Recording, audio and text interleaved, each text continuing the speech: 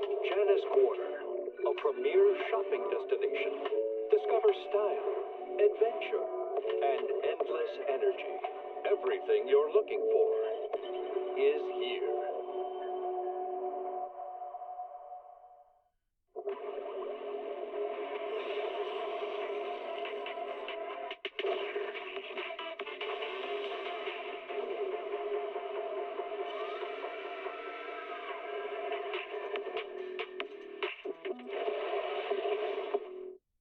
Energizing combo sets. Hearty noodle bowls.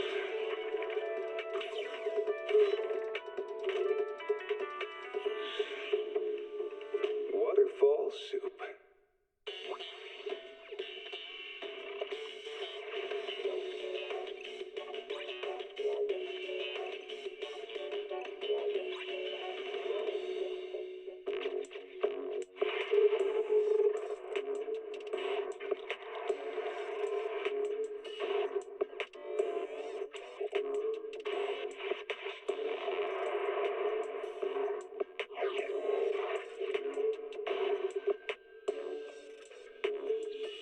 I was fully prepared for stream like half an hour ago. Yeah, like the second I pressed the start stream button, I like start fumbling. It really do be like that sometimes.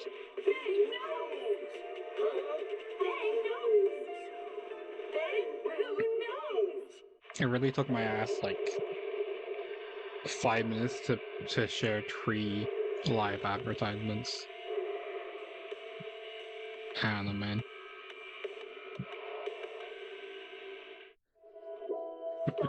Probably closed, but that's probably eating up some RAM. What else is eating up RAM? So I don't start lagging. Oh no, unstable. Average bitrate too high. I still don't know what that means. Well, anyway.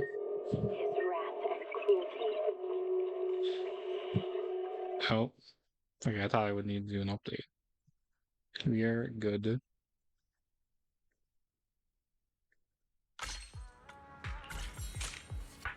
Why am I here? Oh yeah. Alright. Well, it's gonna be daily while I wait for people to come in, I guess.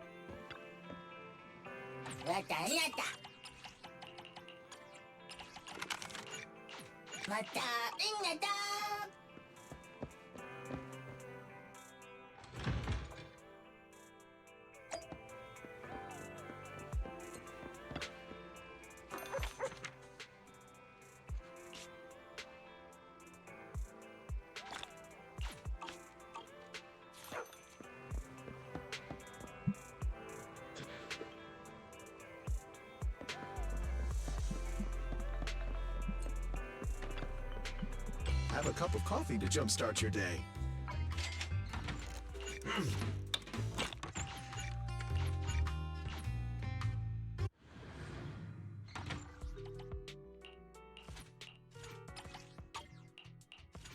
I really should do something other than just the XP tapes. I'm forgetting what they're called, but it's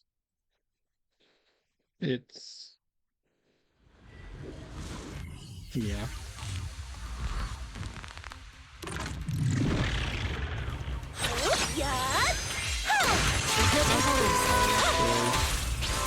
I did so much so well. It's over. Trying to remember that I thought Yamaji would kill them by the Evade. Oh well.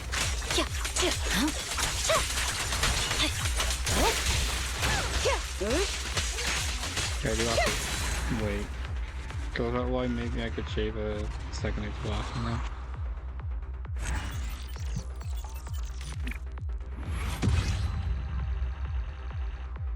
It is what it is.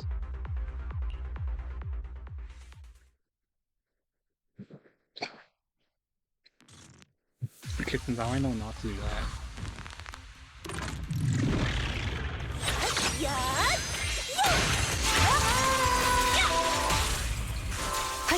Keep your eyes open. Resistance is futile. There's no time to lose. It's over. I could have done that like a half second faster, I feel like. I don't know why I'm being so critical of this all of a sudden. Oh, I leveled up. Cool.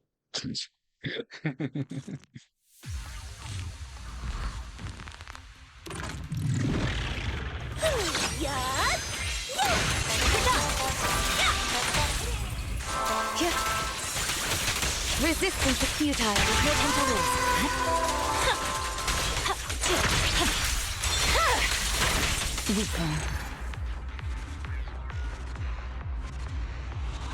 Wow, imagine not being in my stream.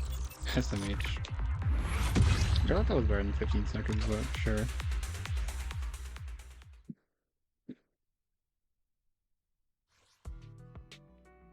Yeah, like, I did flip.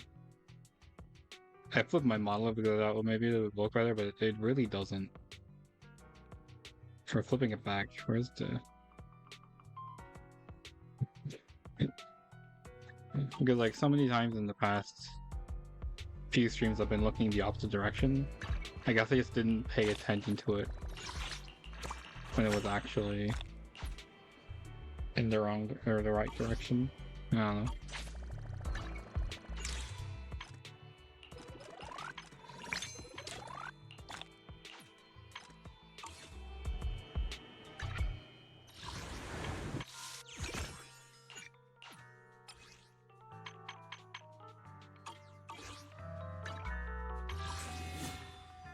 The thing is, I never got the chance to grind, so I only really have enough for one temple. I'll finish off this event and I'll do the epilogue. Oh, why not, right? I don't really care about what he has to say. Billy, I thought he was supposed to... I thought the cutting hairs were supposed to be the ones working. Oh wow. But anyway, good be. He calls me to run there, but I don't want to read this out. This is just the fucking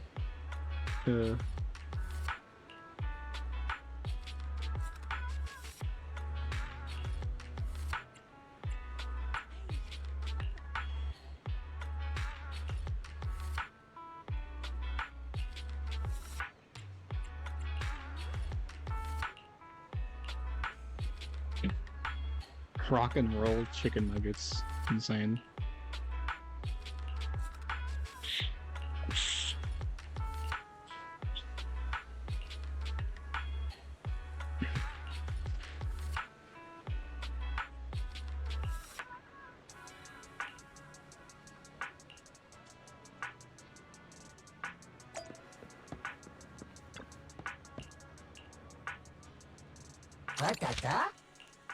Yeah, rock and roll.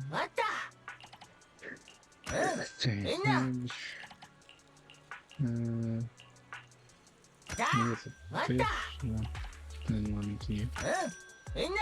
There are hints at the top, but I don't really look at them. They make it way too easy. Well, Reverb Arena, who would have thought they would be seeing a show in Reverb Arena? Certainly not me.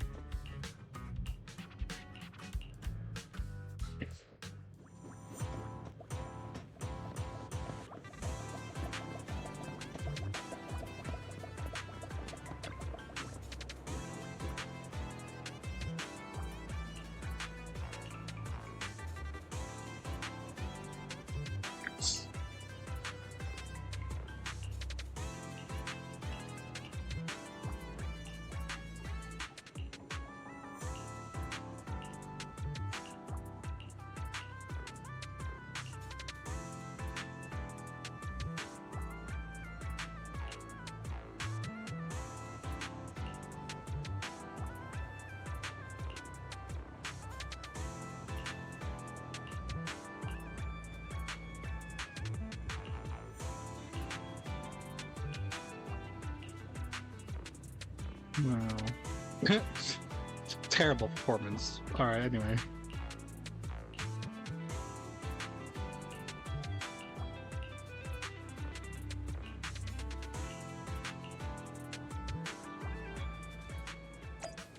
Wow. Look at this. Well, anyway.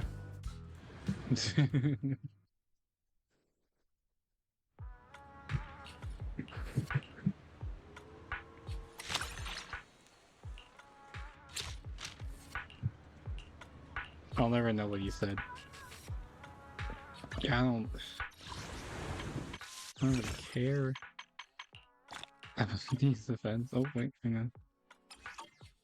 Ah, climb. Cool. Bombs. Wait. Oh, yeah. More XP. What's this actually? Oh, yeah, because I leveled up.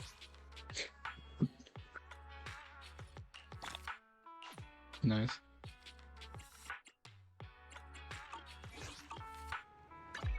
Alright, hold off most of the calls until later. Let's just oop.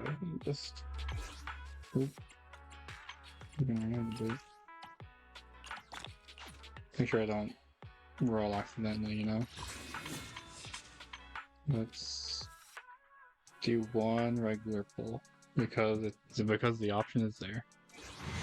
You know? Wow. Incredible.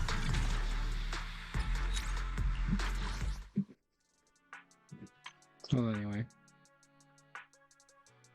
Yeah, but you know what? We have this guy already. That's special. I mean, you know, I'll do some Bangry pulls maybe just to, you know, tide you over a little, whatever.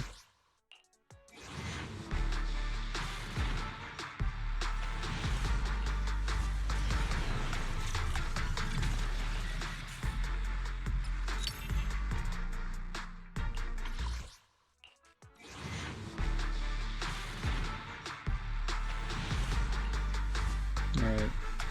Sucks. But anyway. Oh, hang on. Does that count? Apparently did. Crazy. 2 more levels, go.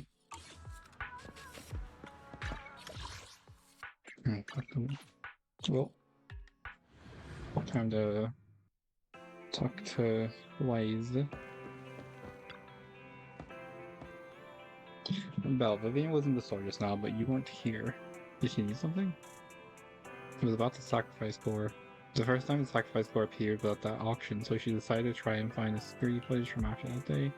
It's possible more happened afterwards and we're simply unaware of it. If we can get the footage, we may gain new clues. Belle, if you have time, head to Lumina Galleria to meet up with Vivian. Cool. Yeah. Alright.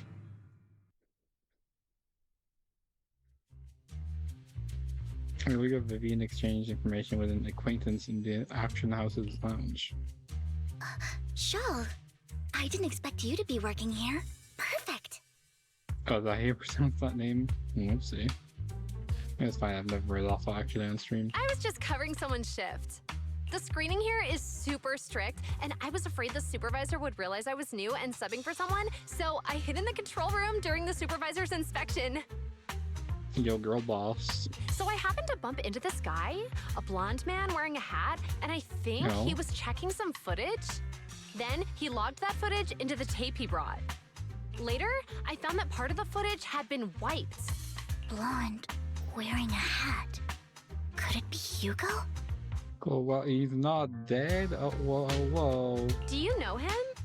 I think it's him. If it were Hugo... I think I know where he would hide the tape. Thank you, Shaw. You were a big help. Great! You also helped me a lot when I started working.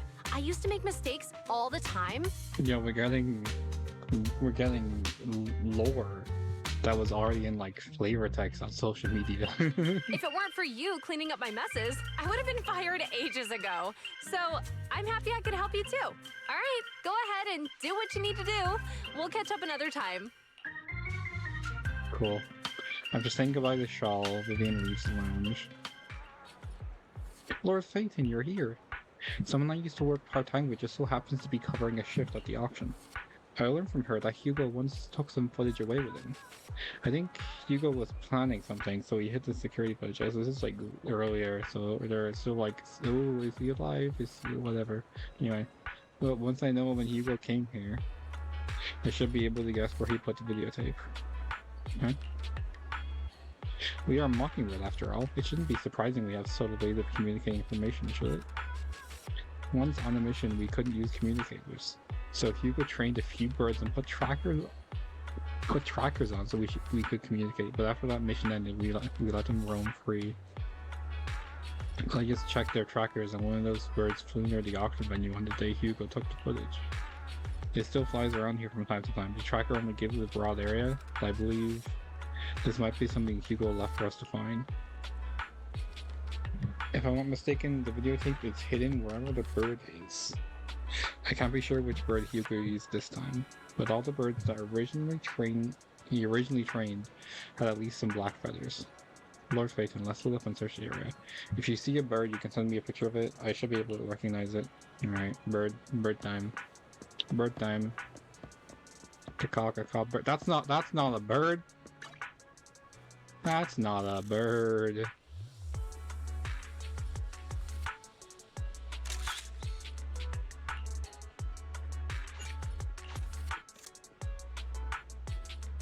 Penguins count as birds, but it's not a penguin, it's a bangoo. And besides, using a bangoo for communication seems perfectly reasonable, I guess. What if it is this guy? Either way, let's take a photo and send it to Vivian. After sending the photo of the penguin-shaped bangoo to Vivian, Vivian responds with a long set of ellipses. Seems like we were wrong. Let's keep searching elsewhere. Oh my god. That's really fine. It's a bird. Isn't this a crow? It says ravens, right? Yeah, you can't even see the bird's head. Black crows in a dark alley. It seems a bit cliche, but this really is a good place to hide something. Let's take a photo of this crow and send it to Vivian. Wait, she did say... Oh, after receiving a photo of Vivian quickly responds, that's the one. She quickly comes over. Alright. Because when she said ravens, whatever. That's the one. Did she say ravens? Maybe she just said birds in general. Anyway. It's all thanks to Lord Phaeton we found them so quickly. If it's here, then Hugo must have hidden the videotape among those boxes. Among us? He looked through the boxes and find a recording, but it's been damaged. After discussing with Vivian, you decide to head back to the video store together to repair it and check the contents before making your next move.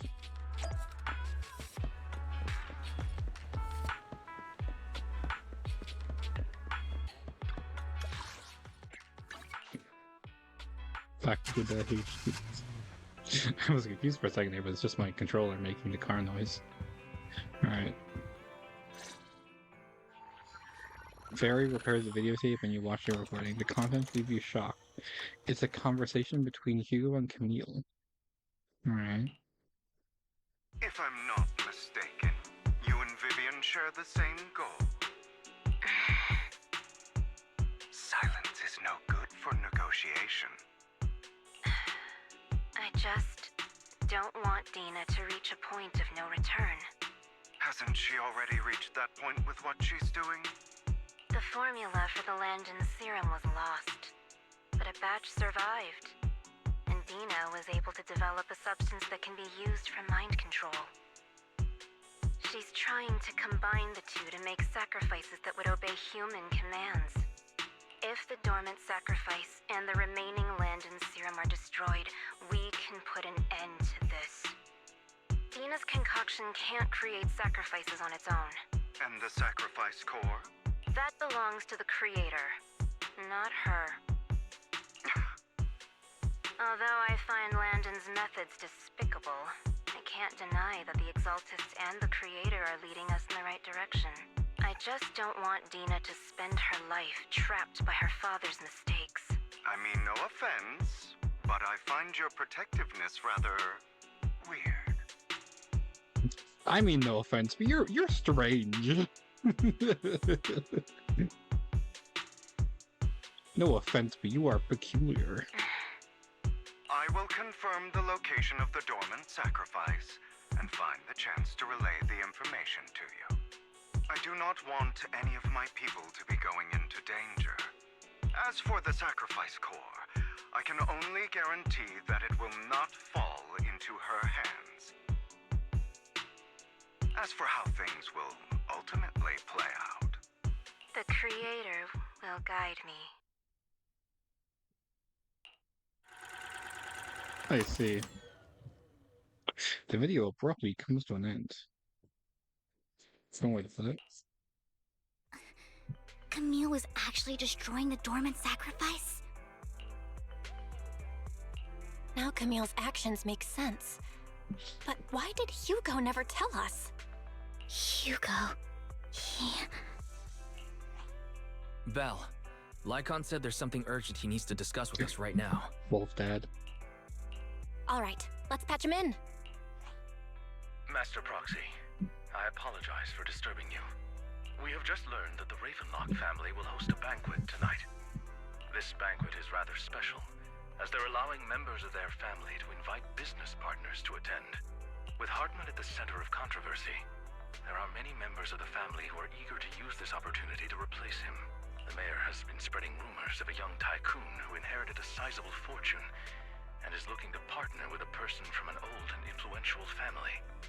I wonder where this is going. This information has lured a young man named Burton from the Ravenlock family.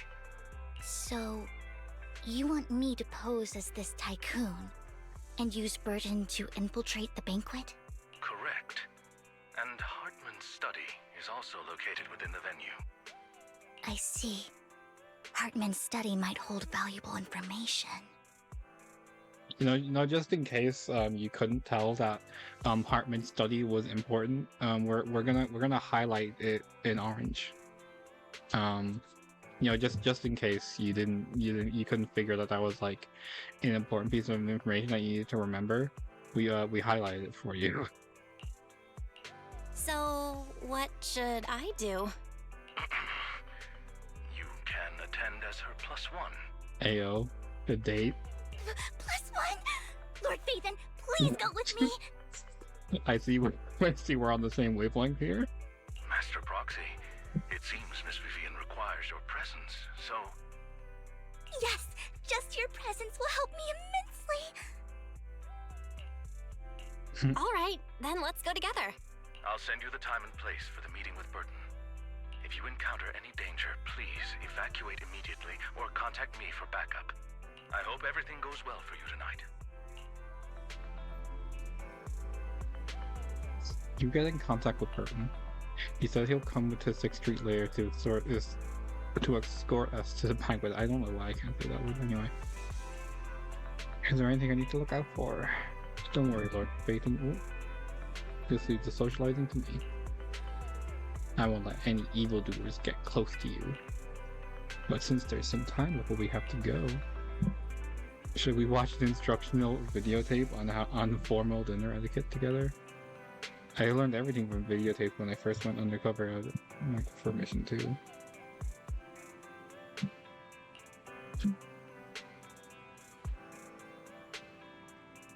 Though such a method isn't sufficient to master it, it's enough to deal with this one excursion. Let's do some last minute studying. Yep, I'll go over the key details for you as we watch the tape. Do some last minute study on etiquette expected in the formal banquet for your mission tonight. Before you know it, evening has arrived. Lord Phaethon, Burton sent his location. Are you ready to join me for the banquet? I'm ready. Then I'll meet up with Burton first and make sure he's not tampered with the car. Lord Phaethon, please wait 5 minutes before joining me. It'll be safer this way. Vivian heads off first. After 5 minutes, she sends a message saying all is good. Let's go meet up. Alright.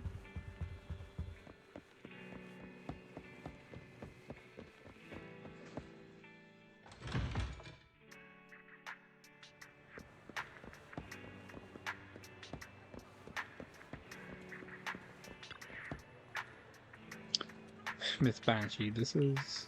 Is something the matter? What I mean is, this person doesn't look like your bodyguard.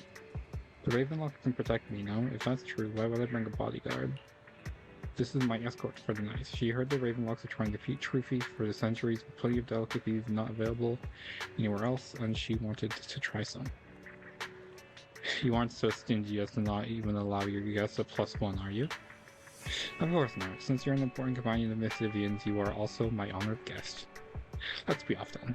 My chauffeur, whatever, shall take you to the port, and from there we will take a speedboat to the manor. About an hour later, you arrive at the Ravenlock Manor. With Burton's guidance, you go through numerous security checks before finally arriving at the banquet hall. Miss Banshee, I believe I've shown you my sincerity. Now how about you? Sincerity? My presence here is a show of sincerity. If we're to work together, Miss Banshee, you should drop your pretentious act. I am well aware of the ways of the Ravenlock family. If I were to come empty-handed, I probably wouldn't even be able to make it out the front door tonight. Since I agreed to come with you, and even brought along my most precious companion, does that not show my deepest sincerity? No need for such an off-color joke. Our door is always open for those coming or going. We both know what's what, so let's cut the small talk. I know far more about how the Ravenlock family made their fortune than most here. I am also well aware of why Hartman, despite such a massive scandal, still remains in power. Oh? Do tell. Exaltists, blessing, sacrifice, Landon. Where would you like me to start? How did you know that? No, who are you? Don't be so tense. If I'm not mistaken, it's about time the banquet began. My companion and I are practically famished. Is this how you treat your guests? By letting them starve? Perhaps when we've had our fill, we'll remember where the sacrifice is hidden. You know where the sacrifice is? So, can we go get something to eat now? And I'm also looking forward to receiving a special dessert from you. Context? We can discuss what you wish to know while we enjoy dessert. That's... Oh, the word of that better. Of course. I wouldn't let such an important guest discuss matters on an empty stomach. As for dessert, I will prepare it myself, and I guarantee it will satisfy you. Oh, shit. Bro. Stop. I'll come find you later. I wish you a pleasant evening.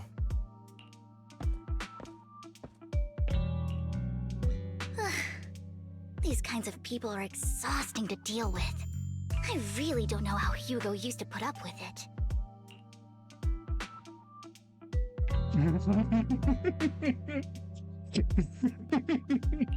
What did you mean by dessert just now?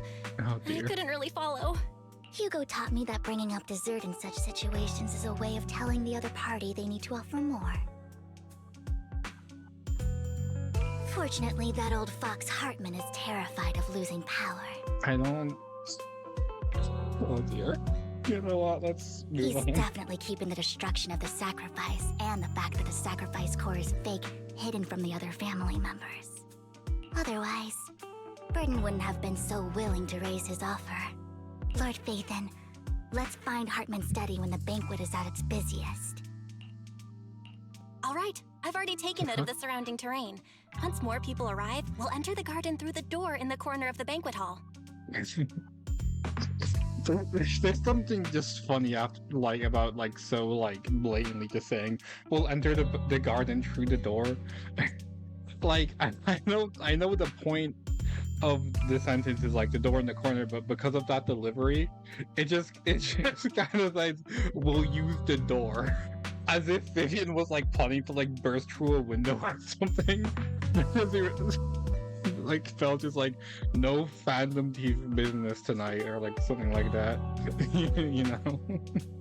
Wherever you go, I'll follow, Lord Phaethon. Dear.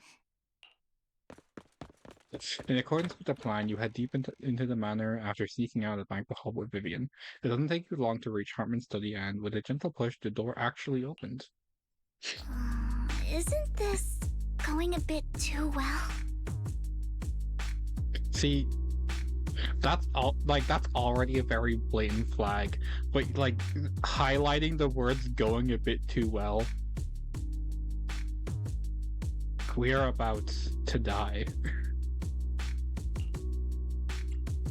The security around the manor is really strict, but inside might be more lax. But just in case, let's tell Lycon. Right. Having some backup would be safer. Let's check Hartman's recent correspondences for clues. I still have concerns about the sacrifice core. Right. Though the core he gave Dina was fake, Hartman might have left a trick up his sleeve and hid the real one.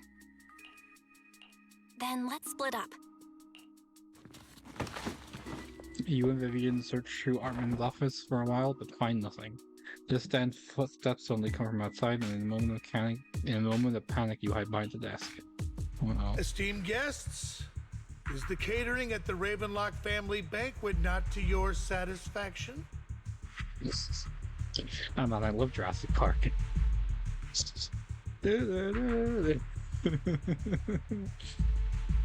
Oh dude. So much so that these two distinguished guests felt the need to come to my humble office to scavenge for food. Yeah. Don't want to come out? Well, after all, you don't have long left. Burton, that greedy idiot, fell for the mayor's trap. But I never expected that he would bring you into my territory. I suppose I should thank him.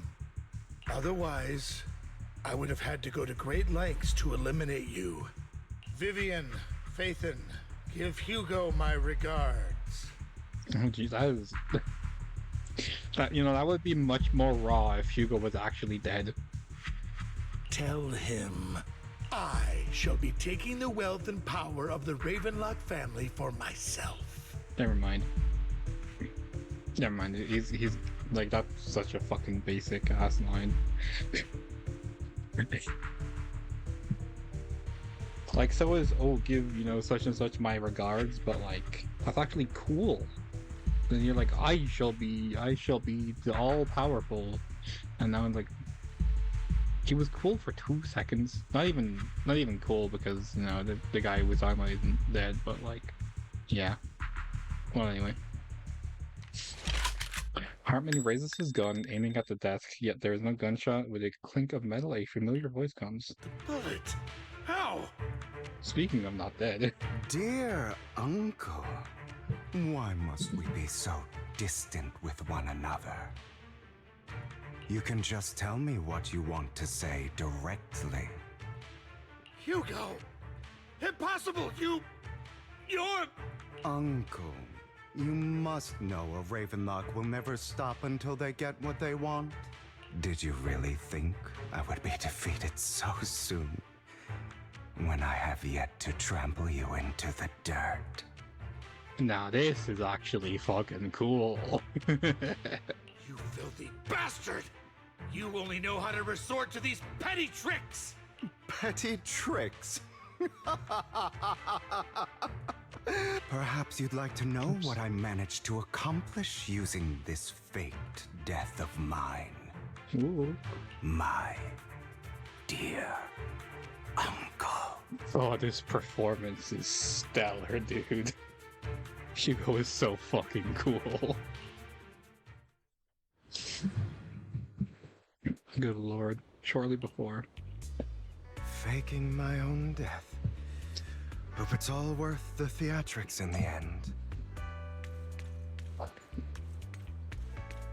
It was just to keep Hartman off my back, but maybe I went a little overboard. The manager must be pretty shaken up. I should apologize at some point.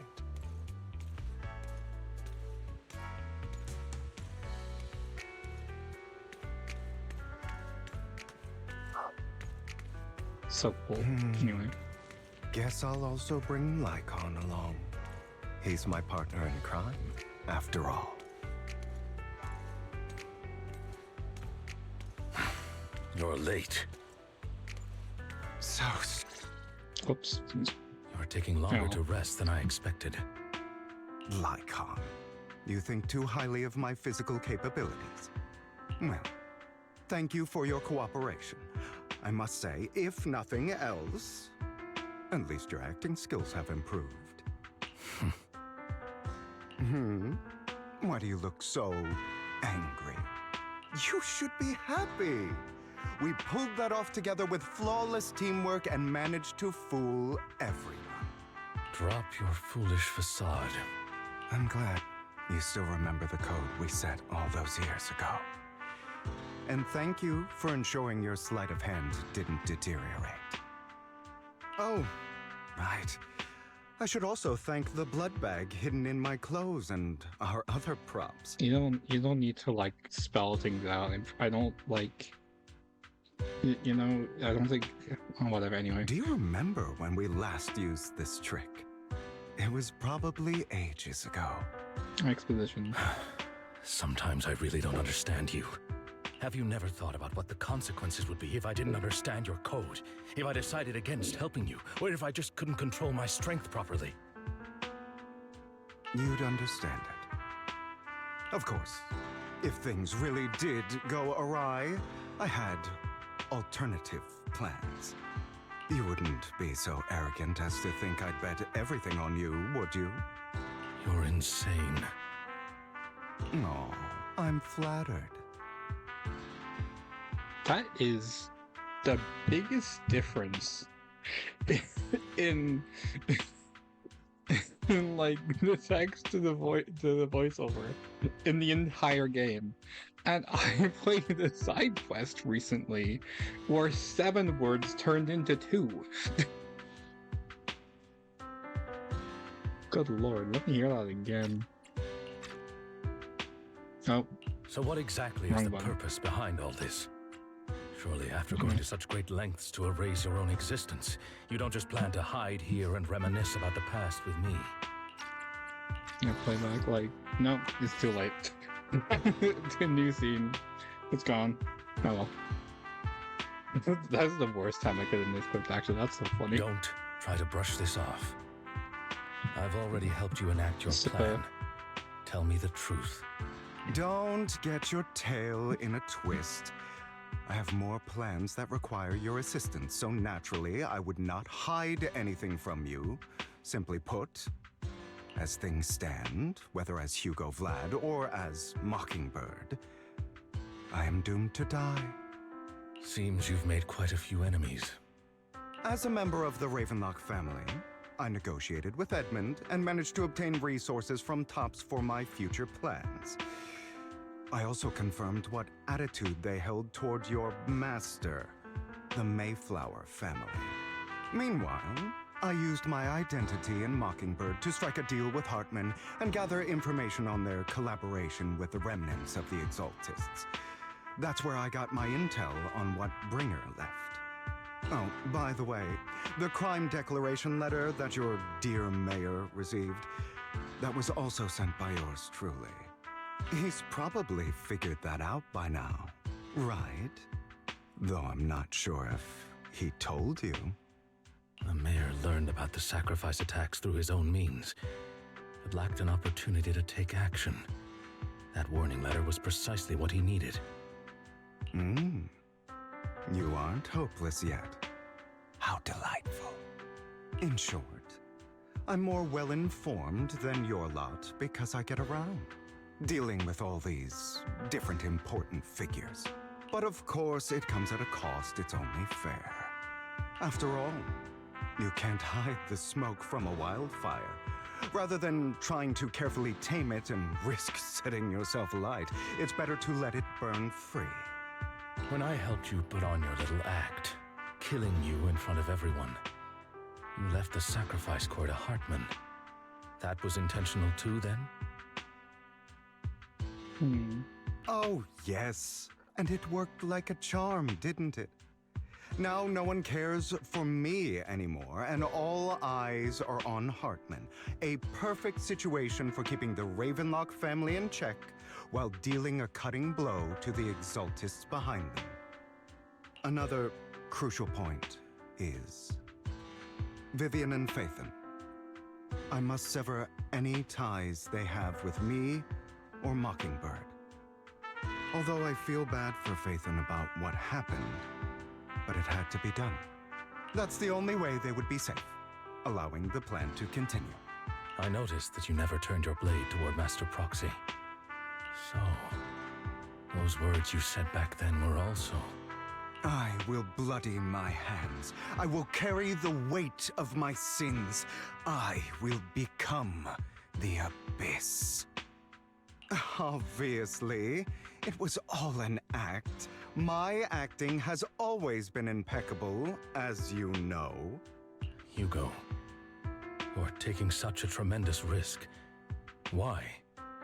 Would you believe me if I said it's for justice? Live English Justice featuring Gigi Merritt.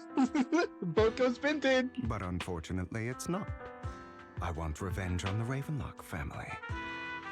And I will make sure that despicable excuse for a human being, Hartman, suffers a slow, torturous end. Of course. I also promised Vivian that I would help her investigate the whole thing with the Exaltists. That's all. You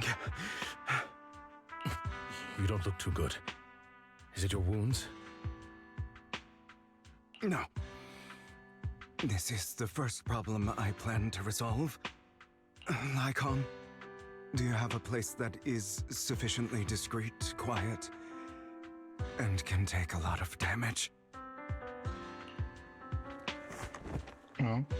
Lycon leads Hugo to a small warehouse in Port Elpis. Hugo looks quite displeased with the place. After scanning the area for a moment, he sits down in a chair, pulls out some rope, and ties himself up. Huh? I see, I'm as confused as what exactly are you doing? Don't look at me like that. If I didn't have to do this, I wouldn't. Hartman recently obtained a bizarre substance, most likely from those crazy Exaltists. After use, it allows control of the victim's mind. To some extent. You were dosed with it?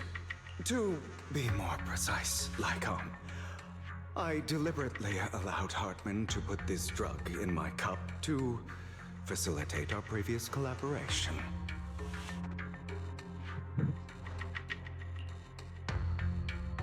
Hugo tells Lycon of what happens back in the private suite when he was negotiating with Hartman.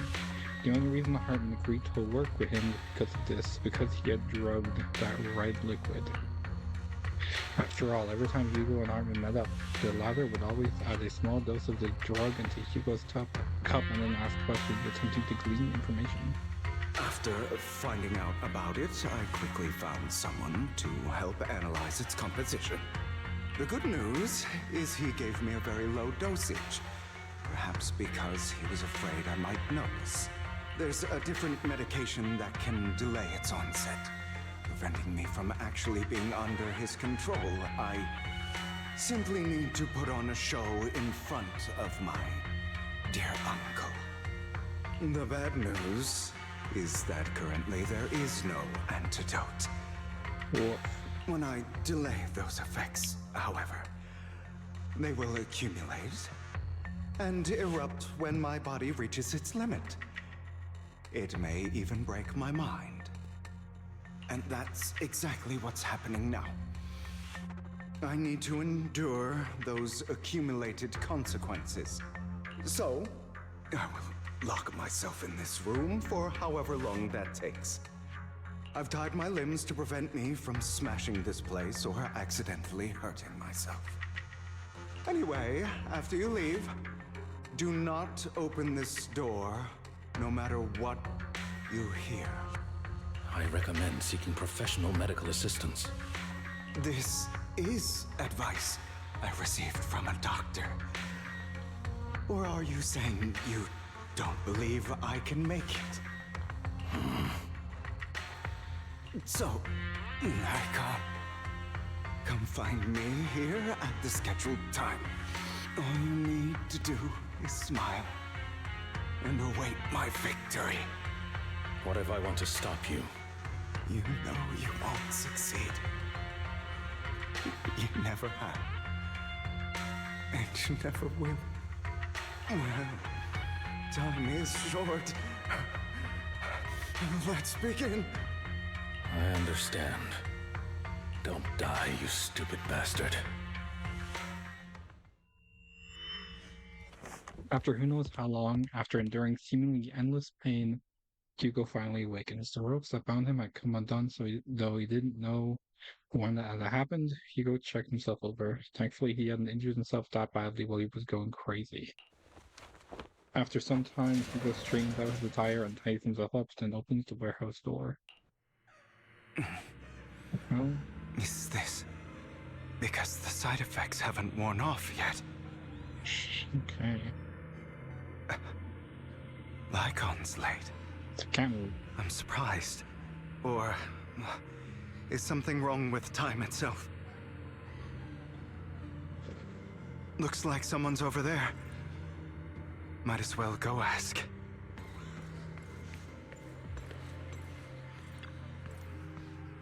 It's all your fault. How were you born with those eyes? If it weren't for you, I wouldn't be in this mess. I hadn't made it. I endured for so long, all those years of planning. I was so close, he already agreed. You, go and beg him to reconsider for me, okay? Tell him you'll do anything. Tell him to take me back. No, he won't want to see you now. You can't go and see him. Your mother, okay. Trauma. It's all your fault! I wish I had never given birth to you! The woman's face is distorted with hatred, as if the person before her is not her child, but an enemy who destroyed her future. She blames all her misfortune on this innocent child. Can you hear that? There's a very large. There's very loud something outside. It's a lawnmower, maybe. It sounds like a lawnmower. Oh. Everything will get better if you just die, right? Jesus. If you die, he'll come back. We'll have another, more perfect child. One who will inherit the Ravenlock family bloodline. Then I'll be able to escape this pain. So, Hugo, for the sake of Mommy's happiness, just die, okay? She raises her hand to reveal a pair of scissors, the tip gleaming with chilling light. She thrusts the sharp point towards Hugo's paler eye. Then she suddenly vanishes as she had never existed at all. Oh, Jesus, okay. So, I wasn't awake yet after all. That's because you don't want to wake up again. Kitty. Who are you? The vampire twink is currently experiencing trauma. I am you. Hidden deep within your heart. Your most true self. You want to kill her, don't you? Your so-called mother. Every time she beat you without reason, when she tried to gouge out your eyes, when she sold you into that hell, laughing all the while. You wanted to be the one to end her life. Jesus. Why not admit your hatred? As you are, you can hunt her down and make her pay for the living hell of a childhood she made you suffer. Yes, I hate her. I hate her because she was foolish and shallow, greedy and stupid.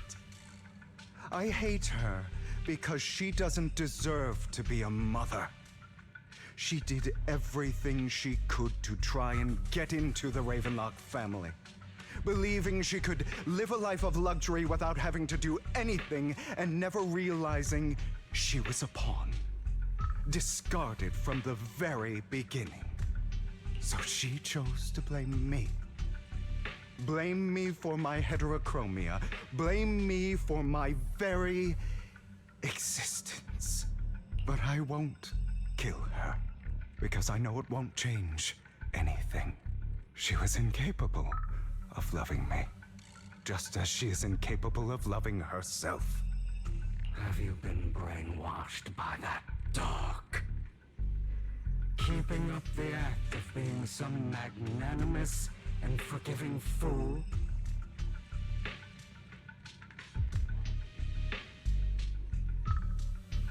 Don't compare us.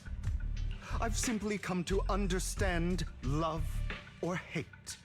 I make my own choices, and they have nothing to do with anyone else.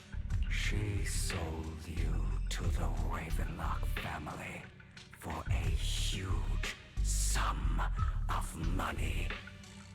She used that money to start a new life without you. While she was indulging herself, you were going through hell in the Ravenlock Manor.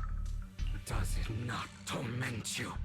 Do you not feel the hatred? Do you not want to demand answers? Kill her. Only by killing her can you be truly free. For a long time, I thought the same way. But now, well, I want to make a different choice. Stop lying to yourself. You never had a choice.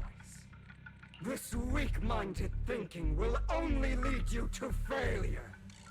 Like before, you'll be nothing but a worm, trampled into the dirt by those so-called elites. Do you still not get it? This is how the world is, and always has been. Hesitate and you'll be the victim. If you don't grab your knife first, you'll end up being on the other end of the blade. If you want to change anything, you must first become the one who makes the rules. Just like that woman. The only reason she could treat us that way was because we were weak. So listen to me. Find that woman, kill her, and prove to this world your strength. It's what she deserves. Why forgive them? They don't deserve it. I'm not forgiving them. Or rather, I don't care about them. They don't even matter, at least not yet.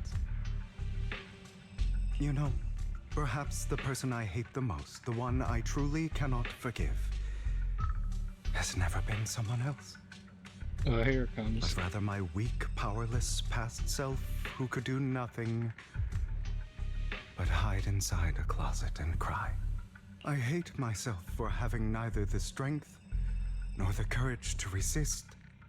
I hate myself for begging for so-called familial love, even after being treated so terribly. I hate that despite the pain of my wounds, I still hope to receive the carrot and not the stick. And that means you, correct? So, I forgive you. I forgive myself. You'll regret this, fool. Your pretty words mean nothing. You will ultimately return here to me. After an intense bout of dizziness, Hugo awakens in the dark warehouse. The ropes that found him might come undone at some point. Hugo takes a deep breath of the damp air and stands up. Hugo straightens out his attire and ties himself up. Then he opens the warehouse door. I see. Oh, never mind. This is still an illusion. Jesus. Alright. I wonder who's going to show up this time. Who's to say, really? Alright. Brother! Uh-oh. Hugo, let's play hide and seek.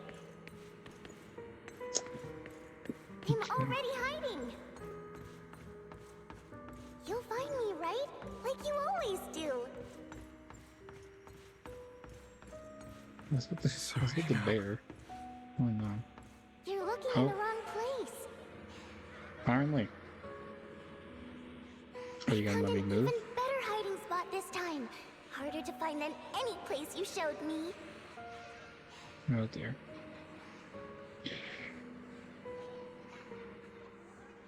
Can I go? Hey, Hugo. Do you ever wonder why I had to die? Okay. It was because of me. That's right. It was because of you. It's all your fault. If only you didn't exist, I wouldn't have had to suffer.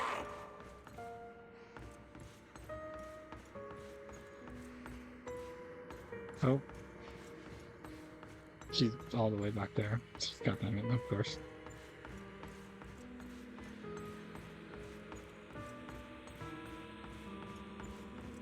Yeah, I see it, don't worry. Oh, that lawnmower's going again. Is it even a lawnmower? I don't know what it is.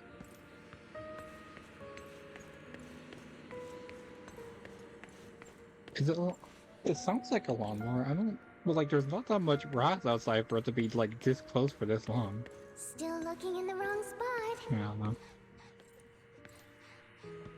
I can't believe you still haven't found me after all this time.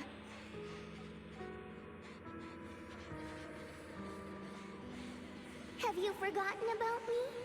I do like little automatic I haven't forgotten. open world or like hub world Okay, dialogues. I'll forgive you. 'Cause they take so long to progress. You, just like before. And then you like they finish speaking and then you like sit there for longer than it took to speak in the first place. I was the only one who was ever nice to you, wasn't I? Yes. Then tell me, why do good people always Am suffer? I going back again? Why is kindness always punished instead? Tell me, Hugo, why? Doesn't look like something spawned. Oh wait, never mind. We're good. Hugo, Oh, or not. are you lost? And we're going back again. Go back the way you came. I left you a surprise there. I could have ran the whole. I think I could have sprinted the whole time. Of course. You know. Oh dear. Okay. What a cruel bastard. Unexpected of a disgusting bastard. Lady Serena was so nice to him, yet how does he still have the nerve to stay in this house? They shouldn't have left, and they shouldn't have let him in from the start. Filthy, lowly blood. Curses and insults encircle Hugo, piercing his skin like frozen knives. The mockery and the rage from a wave that crashes through him, threatening to drown him. Then as the cacophony reaches its peak, it goes silent. The air seems to congeal in the silence, deep and oppressive. It's as if time stood still, with only his rapid heartbeat echoing.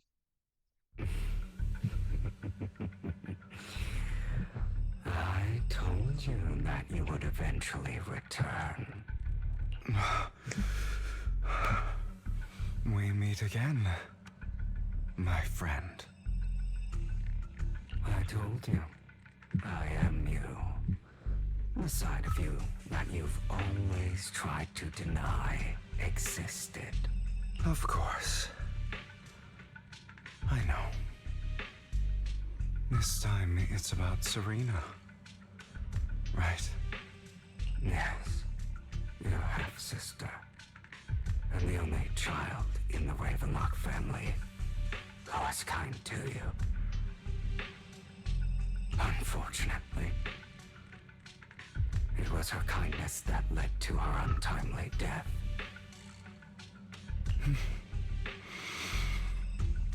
It was my fault. I don't like the way you blame yourself, because that means I'm to blame as well. And I don't think I did anything wrong. Woof. Your mother sold you to the Ravenlocks. And your father, he saw your talent and wanted to use you to push the other children into competing with each other. My brothers and sisters wanted to get rid of me from the moment they first saw me.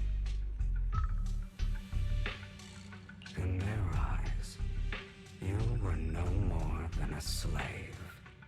But Serena dared to treat you, a slave, as if you were human. And so, she was fated to die. They tried to kill me. Many times. But I was careful. And they did not succeed. So they killed Serena, who was weaker, an easier target, and pinned everything on you. Serena died in your place. Those cruel brats thought that by reporting this to Father, they could use it to get rid of you, a rival who threatened their positions. Yet, not only did Father not blame you for the incident, he praised you for it. In this world, only the ruthless, cruel, and merciless can stand at the top. And that's exactly what you managed to live up to, no? You found a perfect opportunity thereafter to catch the ringleader of the group who framed you and almost beat him to death.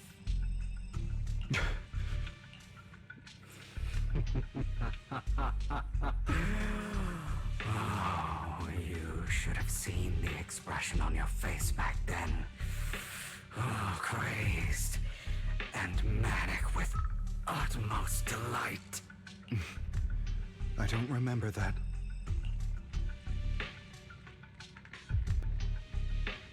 Seemingly unsatisfied with his answer, the inner demon transforms into him again. Here you go again, trying to deny your desires. Deep down inside, you've always wondered, asking yourself why these evil people never got the punishment they deserved. Why the world is so unfair. Don't you want to rip them to shreds? Just like that day when you beat that boy's face into the dirt until he was barely recognizable. His disgusting blood staining your fists.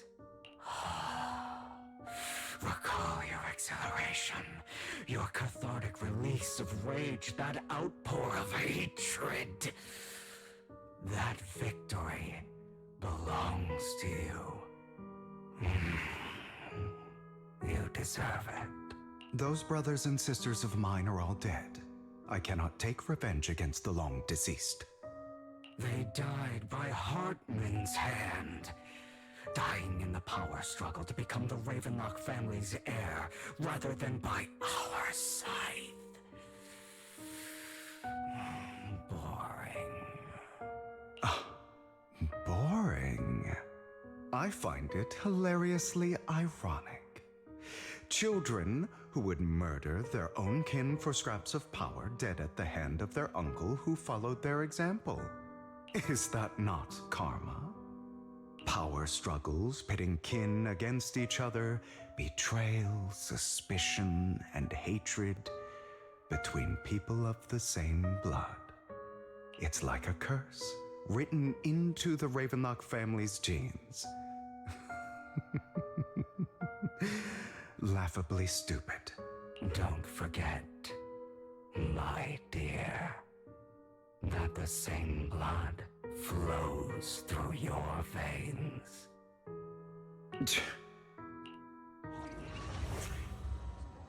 As if to prove his words, the inner demon transforms into Hartman. That's okay. right, I guess it was just my dear nephew. No matter how much you deny it, the blood of the Ravenlock family flows through your veins. Survival of the fittest. Only the strongest deserve to live. Only the strongest deserve to rule. This is the path of success that has led the Ravenlock family to victory countless times. A blessing and a curse etched into your flesh and blood. As long as you live, you'll never escape the mark of family. You are destined to one day become someone like me, like your father.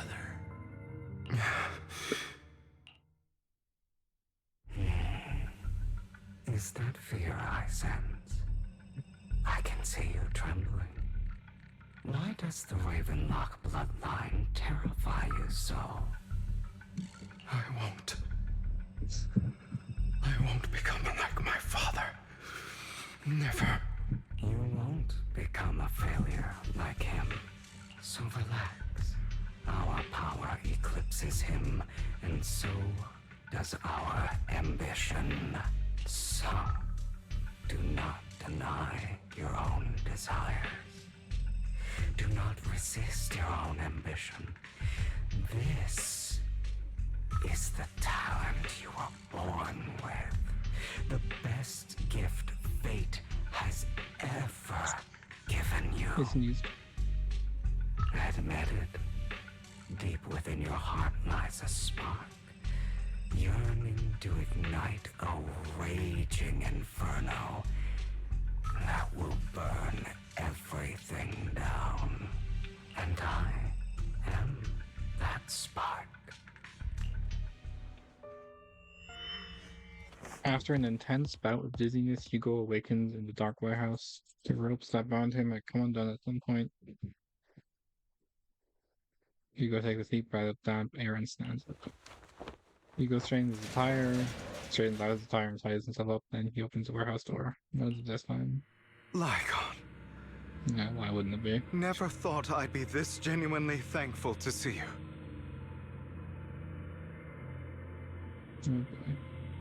Seeing you means this never-ending nightmare is finally over, right?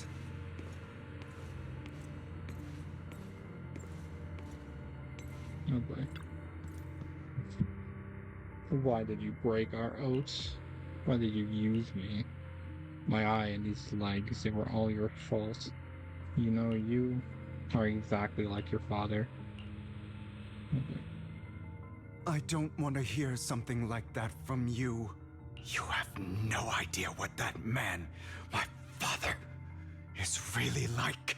A person who stops at nothing for their own interests and ambitions. Just like what you're doing right now. And what do you think I'm doing this for? All of this was part of your plan. You knew where the Ravenlock family was going to be, so you set Mockingbird's target there. To seek revenge, you plotted to assassinate your own father, but he was too vigilant, and you failed.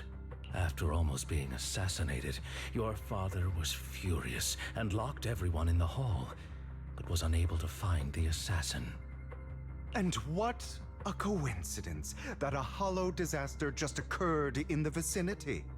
So he used it to eliminate all the unfamiliar faces there, turning them into victims of the hollow.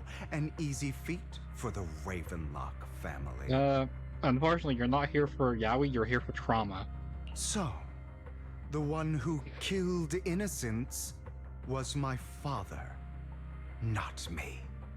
You knew what choice an extremist like him would make. And you used the chaos to once again attempt an assassination. This time you succeeded. You killed your own father at the cost of innocent lives. Admit it, Hugo. You don't care about anyone else.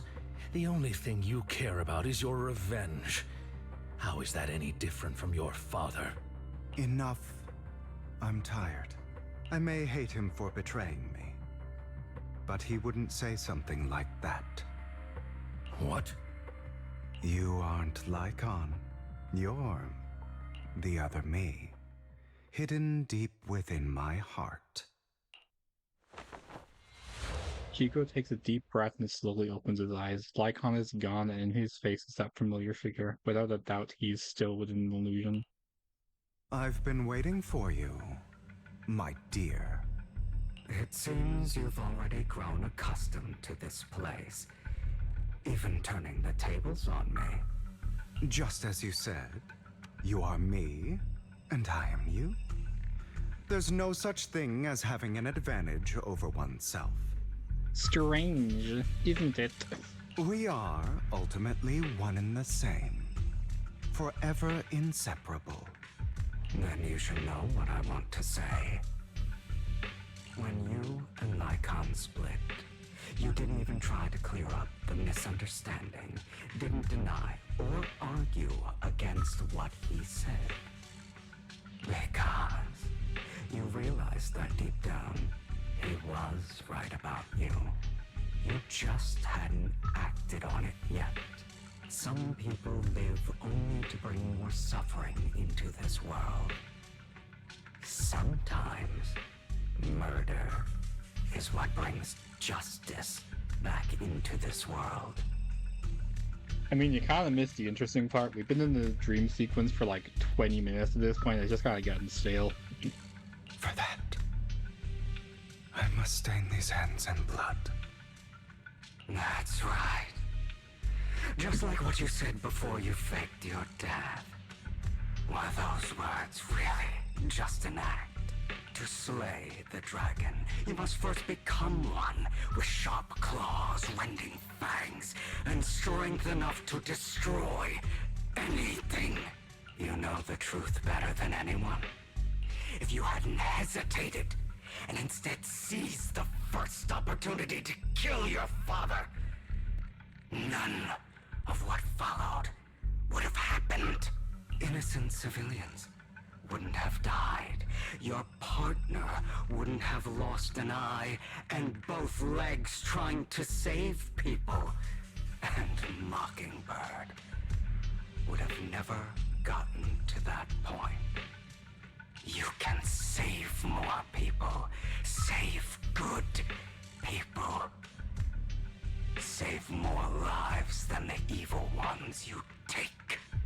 I've spent countless hours in regret over that incident.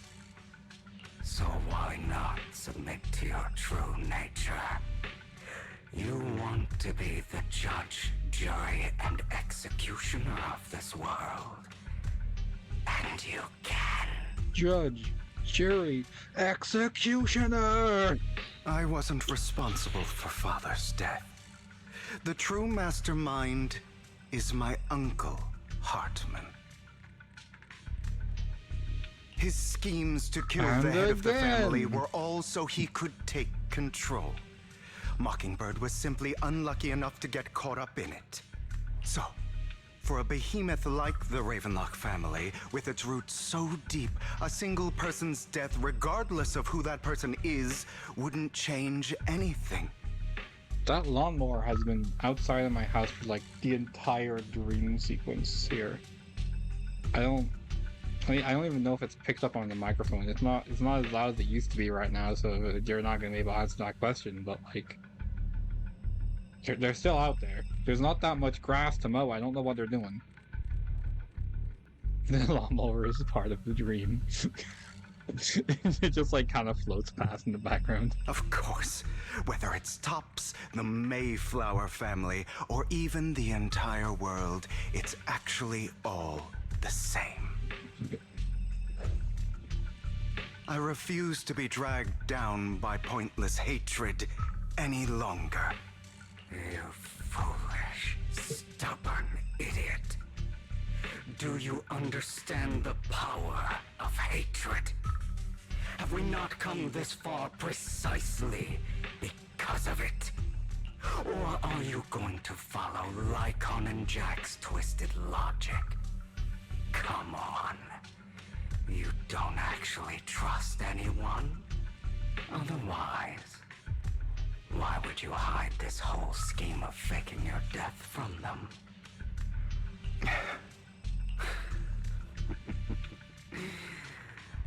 You've built an impenetrable wall around your heart, keeping everyone out. Of course you are right to do so. No one in this world can be trusted. Always. All you'll receive is hatred from your own blood and no love. Suspicion from your companions, and betrayal that comes all too easily. But the most ridiculous thing is that you want them to trust you. You stay silent and long for them to notice your suffering. You yearn for your companion's understanding and trust. Idiot. That's why you are incapable of exploiting them for your own ends. You care about their safety even more than your own. But remember, only the weak need companions. And we are children born from hatred. We are different from them. I will never be like them. And I don't need to be. Come. Let me show you what powers we can wield. But you are me. And I'll never lose to myself.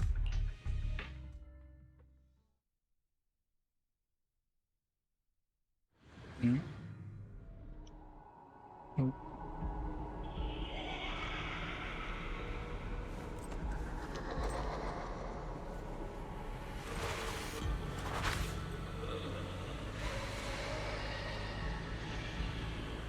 I think this is a boss battle, not a cutscene, actually. Yeah. I haven't actually used Chico at all yet, obviously, so... I don't know. Think about all the injustice you've suffered. If you choose to forgive, you're betraying yourself. You know that. Letting you consume me would be the real betrayal to myself.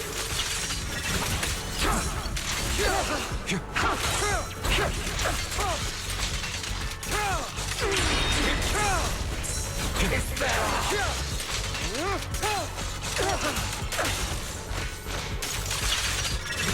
You're just afraid to admit it.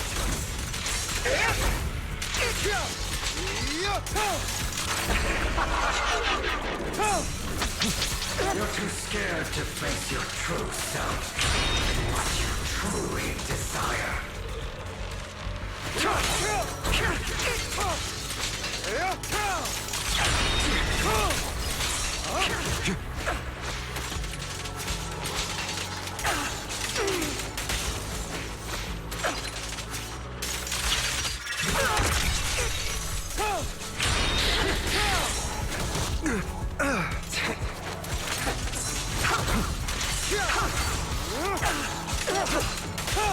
I have you now!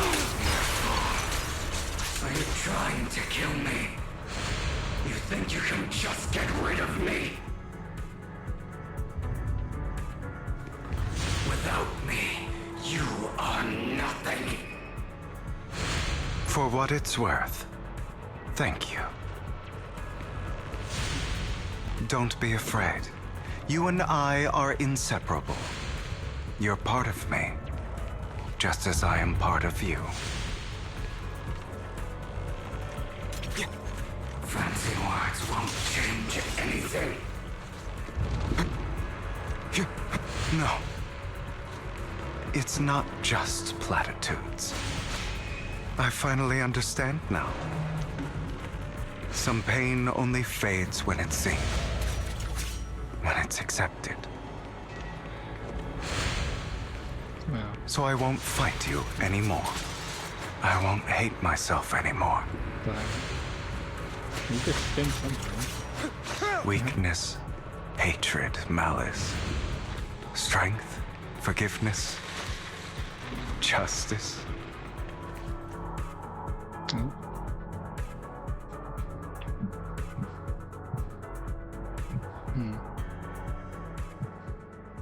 Finally, it's time to meet up with Lycon.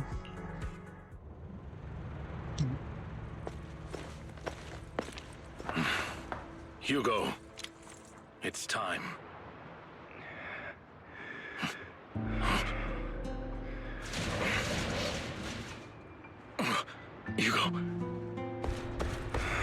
Hugo, you... Did I scare you? I made it through. I won.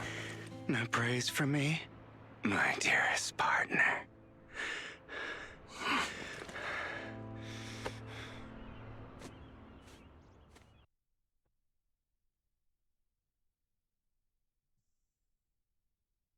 Well, this is just like what I saw in my dream. Oh man, who did my say former that? partner. You're still as punctual as ever. Are you sure you're fully recovered? How about we fight? And I'll show you how recovered I am. I refuse to fight someone who is in need of medical attention. Damn. Lycon falls silent for a moment and eventually hands over a coin. No, looking at the packaging, it's not a coin but a familiar chocolate. Damn. How thoughtful. I'm touched. Or perhaps is this simply part of Victoria Housekeeping's professional care? I'd rather you not starve to death. Bro handed over one chocolate coin. Oh. Damn. Hugo takes the coin. After a moment of silence, he eventually eats it. Not to your liking. Jesus. I'm fairly certain this is the same kind as before. No. I've just gone too long without food. It feels a bit uncomfortable. Either way, thank you. Now tell me, what exactly happened in the warehouse? Just going a bit crazy from... you know what? Were you expecting anything else? But... I did have a very long dream. A dream about many things from the past. Emphasis on very long. If I had to put it into words, it would be like giving myself psychological therapy. You seem like you could benefit from some too. How about it? Want to book a session with me?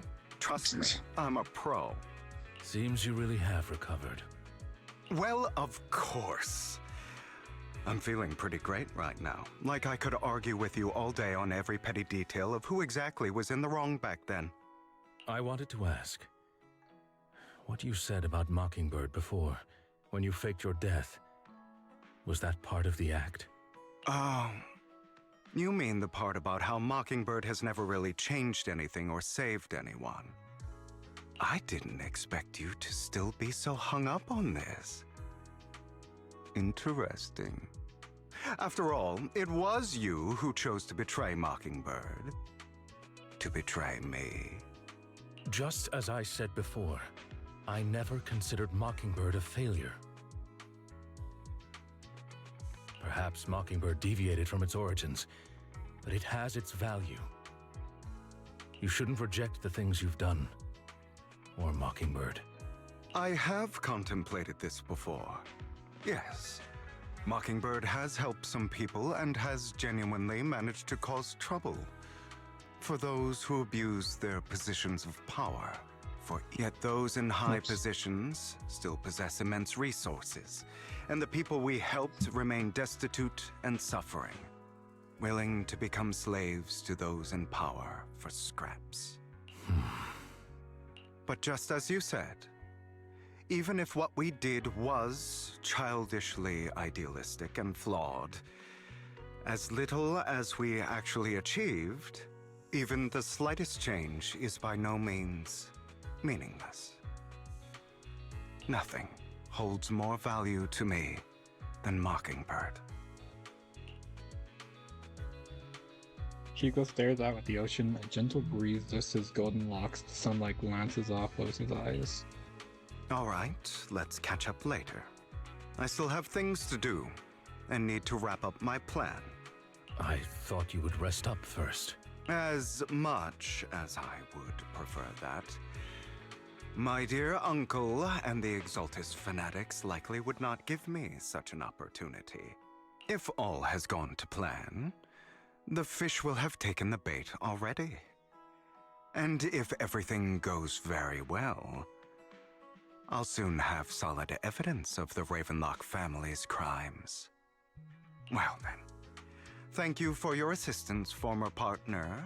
Let's part ways here. I'll go with you. Lycon, surely you don't think that because I just recovered, I'm too weak to deal with those useless fools. Hartman's actions will disturb the safety of New Eridu. As I serve the mayor, I should intervene. Very well, whatever. Let's go. And don't slow me down. Before that, do you have something to tell me? What do you mean? Don't play coy with me. I know you're not spilling your whole plan. So you kick things off by approaching Edmund from the top's big shots. How did you manage to sweet-talk him? I am a bit of an illegitimate child, but I still have that Ravenlock family blood running through my veins. Funny enough, this Lord Edmund thinks direct lineage is way more noble than the side branches, which is absolutely laughable. So I played his arrogance to my advantage. And let's be real, I had some juicy intel to swap with those high rollers, but that's a Mockingbird's secret, so I can't let any outsiders in on it. Was the sacrifice core from the mayor's lab your handiwork too? You could say that. The security there is no joke, so I had to leverage tops for some extra intel. After all, as you know, they've got plenty of moles planted next to your mayor. And it was you who threw the sacrifice core up for auction to learn the Exaltus? You knew they'd be all over it? Yes, I embedded the sacrifice core right into the world of heroes. They actually matched pretty nicely, don't you think? Classic you. I heard that after the auction, they found a stash of counterfeit Dailies. Oh dear. Feel free to take wild guesses, but honestly, I think those Dailies would rather be out in the wild than sitting in those hoity-toity accounts. Then you found Hartman and talked them into a partnership, getting your hands on more intel on the sacrifice and the Exaltus. After that, you shot that crime warning letter to the mayor, giving the city a legit reason to spring into action. Yep, that was spot on. Look at you, real genius over here. This is just exposition. Whatever, anyway. In the end, you faked your own death to pull yourself out of the mess, and you used the whole show to redirect everyone's attention to Hartman and the Ravenlocks, keeping the Exaltus on their toes. Hold on a sec. If that's all there is, why did you let Hartman put you to drug? I mean, you'd have a way to dodge that kind of thing. Flycom, I've got something I've been keeping under wraps. Actually, I've teamed up with your beloved mayor. What? When it comes to stopping the Exaltus, the mayor and I are on the same wavelength, so we can totally collaborate. What you should be wondering is why he didn't clue you in on this. The mayor must have his own reasons. If you can convince yourself of that, more power to you. Just know if you ever want to swing back to Mockingbird, you can come beg me. I'll make sure to turn you down gracefully. Alright, enough chit chat, we've got bigger things to deal with. No.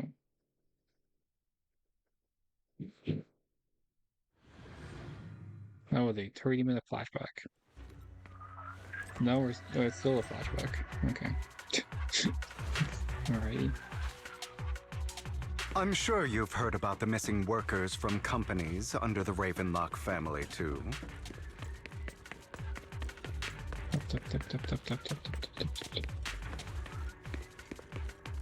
I know where they are. Sure, man. Those are Ravenlock's men. The workers with them are the victims who were tricked into going into the Hollow.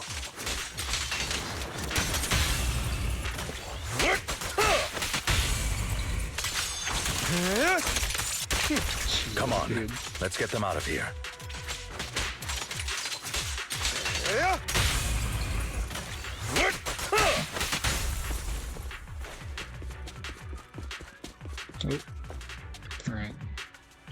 title hunters. Thank goodness, someone's here to save us. Thank you. You're welcome. So, could you tell us what those Raven Locks did to you before they ran off? They're a bunch of liars. They tricked us into this hollow. They said they had a job with high pay for us, but they kept avoiding the topic after we got here. Something didn't seem right, so I wanted to leave. And then they showed their true colors. They tied us all up and told us they were going to ship us off somewhere. Oh no, human trafficking. They didn't make you take any big medicine, did they? Medicine? No. But it wasn't just us they tricked. Another group went that way. I see. Here, take this carrot. There's an exit nearby. You should get out of here as soon as possible. I can't thank you enough. Let's go, Hugo. We must save the rest of them. You sure are eager.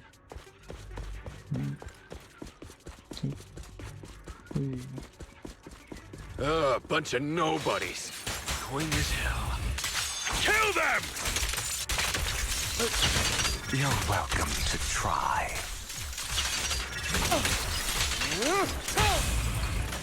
What?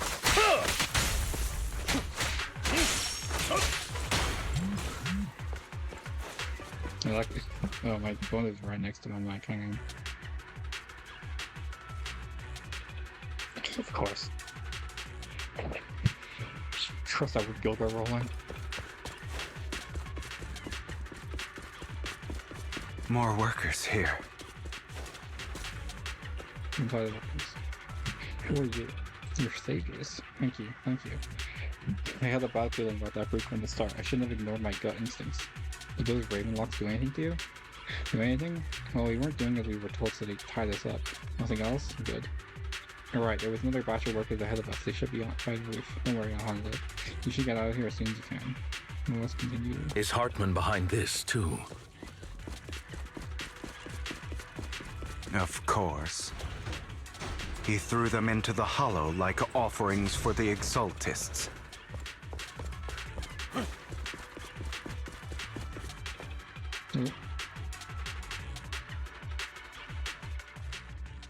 There's more over there. Let's hurry. It's different this time. Don't rush in. Let's listen in on what they're saying first. I still need more direct evidence to ensure the plan is absolutely foolproof. The compensation you promised. It's all real, right? All we have to do is follow you into the hollow for some simple tasks, and you'll give us a huge sum of dennies. Sounds real suspicious. Shut your trap. You keep yapping and asking questions. If this is all so suspicious, why were you so eager to sign up for it? Because I don't have a choice. My daughter was previously caught in the hollow disaster and suffered severe corruption. The treatment costs have completely drained our family's savings. So that's why... It's the same for me. A serious illness at a senior age. I need the money. Who would risk taking a job like this unless they were desperate?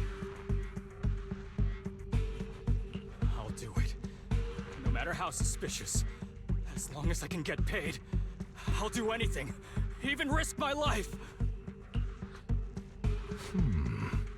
Wait, you people from the Ravenlock family, you're part of a big company in Tops. You wouldn't go back on your word, right? Don't worry, you'll get every denny you were promised. But before we start, you all need to take this medicine first. Wow.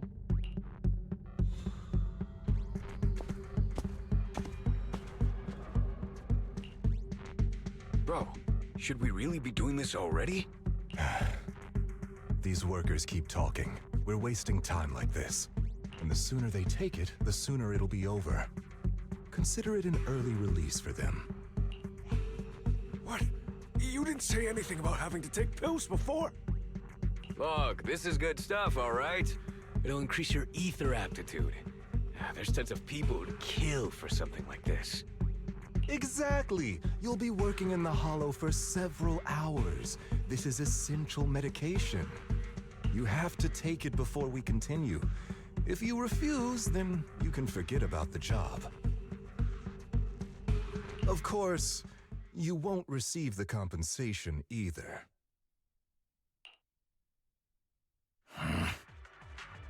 Like Rescuing those workers, of course.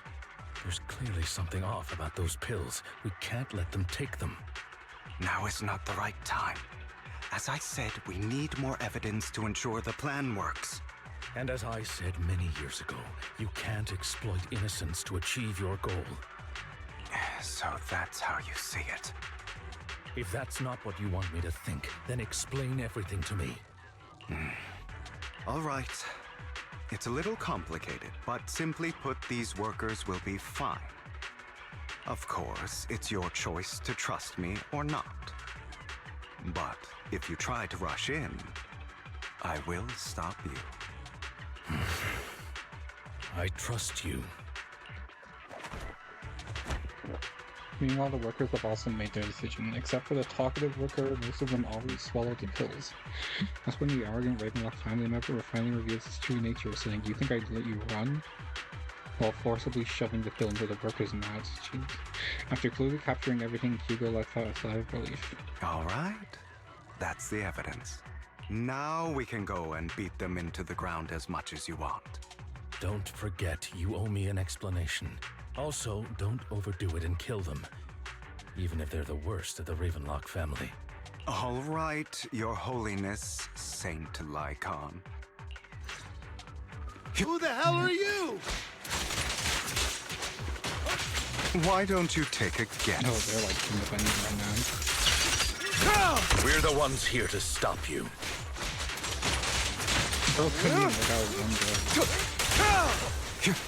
Can't remember. Your legs? How are they feeling? Allow me to I'm fine. To be honest, I think I prefer the way you used to fight.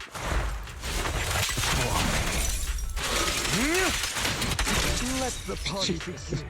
He's dead. The two defeat the Ravenlock family members. God damn it! Who the hell are you? How dare you mess with the Ravenlock family? Ravenlock. Savor the name while you can, for it will soon cease to exist. What's that supposed to mean? It means exactly what I said. I think this might be good for you. Sever your ties while you can. You still have a chance to walk your own path.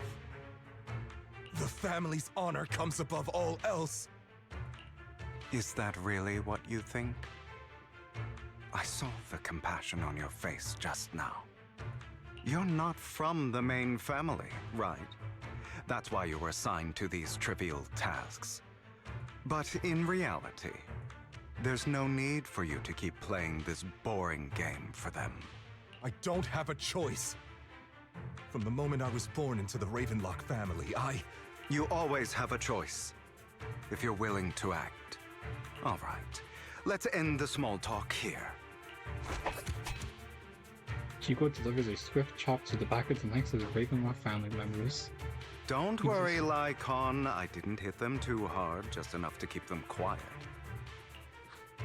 How's that? My acting's pretty good, right? As always, a certain someone should take some lessons from you. I'll leave the rest to you then. Okie dokie. The workers carry the Ravenlock family members away, now only Lycon and Hugo remain.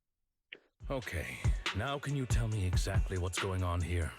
As you can see, that worker just now was actually an informant of mine. The pills were swapped out with vitamin tablets. Outside of this batch, some workers have already taken the actual substance Hartman has. But rest assured, the antidote for it is already in development. I found the best in the field to help, and with the data I collected before, we should have results soon. I wanted to ask. The reason you decided to lock yourself in a room and endure the effects of the drug, besides getting evidence, it was also to collect data on this drug in order to create an antidote, correct? It seems you're not completely beyond hope. I thought you were just being stubborn. Sometimes I wonder if you know me at all. Then, I have one last question. Why did you never tell me any of this back then? The truth is, I heard everything. That entire conversation between you and Jack. Before he passed away in that small attic. When Jack called you aside and gave you those warnings. When he told me you might go down the wrong path? That's right. You never said anything. What would I even do? Scream and rage over your suspicions, or get on my knees and beg for you to trust me? You know there's no way I'd allow myself to do such a thing. Besides, back then, even I was confused about myself. Jack, he... It's all in the past. You don't need to explain anything to me. Enough. We should get going. If we're going to reminisce over the past, we should find a more suitable location. After leaving the hollow, the two arrive at a place with nice scenery. Lycon? Oh. That incident back then. I didn't do it. It was a scheme Hartman devised to take over the family. It was Hartman who killed my father, too. I only discovered the truth long after the fact. How long does it take you to explain buying booze? What the fuck? I did indeed attack my father, and I thought he was dead. But he wasn't. I couldn't kill him. And even before that, if I hadn't hesitated, none of what followed would have happened. Even now, I still think they deserve death. But I no longer care to personally deliver that fate. They're beneath me. And I have more important things to do. You... I know we may never agree on that point, Lycon. I once wanted to fight against those ugly truths that defined me, but I discovered that the more I rejected them, the more painful it became. So, I could only accept that crazed, hateful, and malicious side of myself. As long as I know I will never become like my father, like Hartman, that is enough for me. You've changed, but I think that might be a good thing. Don't patronize me. You've changed a lot too, compared to before. I still disagree with Jack's words, and I won't forgive your betrayal. I will walk the path I believe is right, even if I must tread over thorns and through the mud. But I will also allow you to walk your own path, Lycon. Should I say thank you? You're welcome. Come to think of it, we haven't talked about your legs and eye. It was just an accident, not your fault. I'm doing well now. I hope you are too. On the contrary, perhaps I should be the one apologizing. I misjudged you. I used to think you wanted power, that everything you did was for your own ambitions. I thought you wanted the power to pass judgment on all in this world, like a god. I am a god. I am my own god. Or you could say that in this world, everyone is their own god. There are many things that we are powerless to change. But there are also many choices we can make. Just as I said before, I am the only one who can kill me or save me. I'm glad you think that way. Let's go. I still have one last thing to do. To witness the end of Ravenlock. God, they're still divorced. As Hugo recounts the process of gathering evidence, Hartman, unable to listen any longer, slams the table in anger. You really think you can take my place if I die? Well, back to the present. Never, you filthy bastard! Your little tricks mean nothing. As long as the Ravenlock family stands, I can still get back on my feet. You still don't get it, do you? This was never about avenging my father. And I don't care about taking your place. That was all a flashback. No, Belle and Vivian were at like a dinner party, like to get some evidence on this guy. Then as he was about to kill them, fucking Hugo burst through the window like, "Hey, I'm not dead," and then we flash back to the afternoon. That was all a flashback.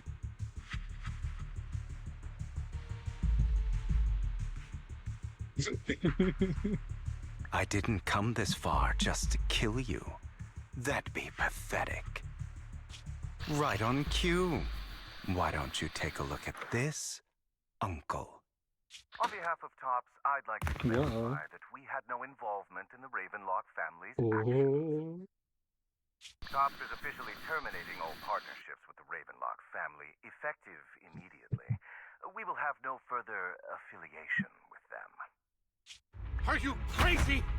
What the hell do you get out of ruining the Ravenlocks? You want to be a petty thief forever? Thief? Oh, Uncle. Allow me to reintroduce myself. I'm the name people whisper about. Right while I assume the one who robs the rich and gives to the poor. I'm the master con artist who can fool anyone, anytime. I'm the leader of Mockingbird. The one who turns every headline into my own stage. He's so fucking cool. I have friends who'd catch me if I fall, partners who'd shed tears for me, and allies who always have my back. I am Hugo Vlad. You're the one who needs the Ravenlock name. I never did. You ungrateful bastard! You should have never been born. You flatter me. Same goes for you, Uncle.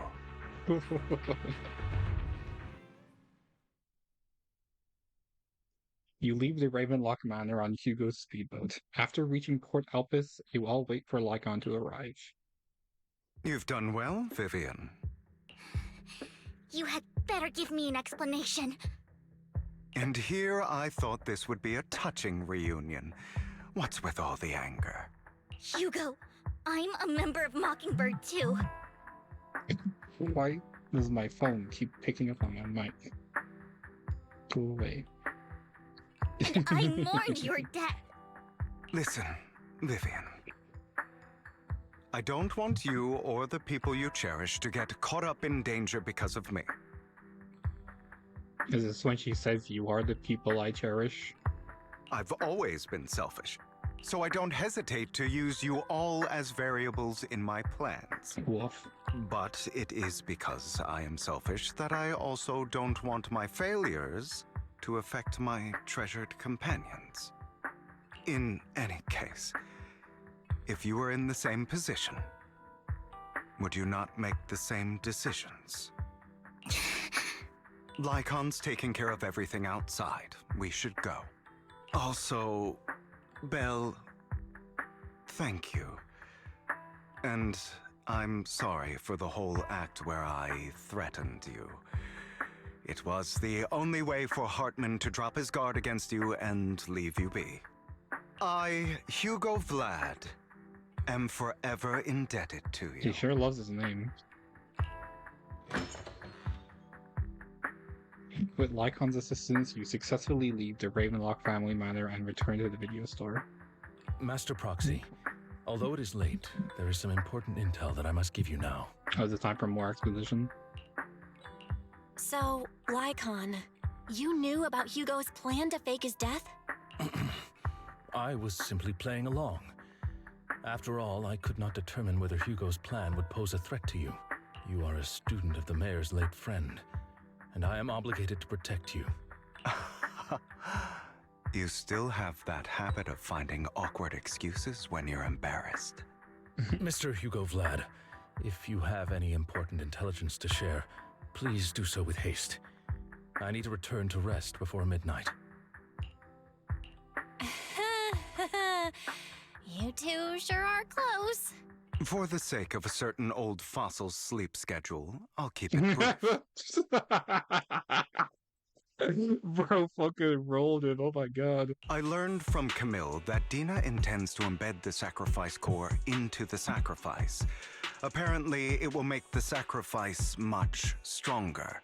Sacrifices created this way will not retain their minds and will indiscriminately attack all living beings, including their creator. So the Exaltists don't do this. It would bring them no benefit. But Dina's concoction can control people's minds. If a person takes the pill and is injected with the serum Landon left behind, the sacrifice would be under its creator's control. Although the dormant sacrifice has been destroyed, Dina found a batch of that serum her father created and wants to create new sacrifices. Never mind the sacrifice. Hartman's sacrifice core is a fake. We don't know where the real one's gone. The real core has always been here. Here? In Lord Phaethon's video store? What? Vivian, do you remember when I suggested you give that collectible to our dear Proxy? I remember. But that was just an ordinary pendant. And I've met the person who submitted it. She has absolutely no connection to the Exaltists. Wait. How about our dear Proxy take out that pendant No so we can fucking take way. a look? After finding the pendant sent by Vivian, Hugo takes it and gently presses a hidden clasp. The pendant clicks open from the middle. Inside is the sacrifice cord. What the fuck? What the fuck?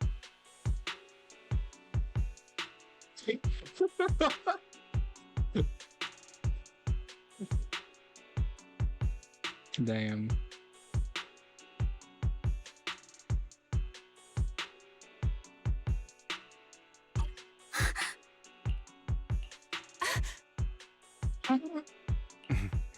I'll take your surprised expressions as a compliment for my little trick. It was here the whole time. I will hand over this core to the mayor as agreed. Since he fulfilled his promise to protect Vivian and the manager while I was pretending to be dead, I won't go back on my promises. I just like the delivery of that. While I was pretending to be dead.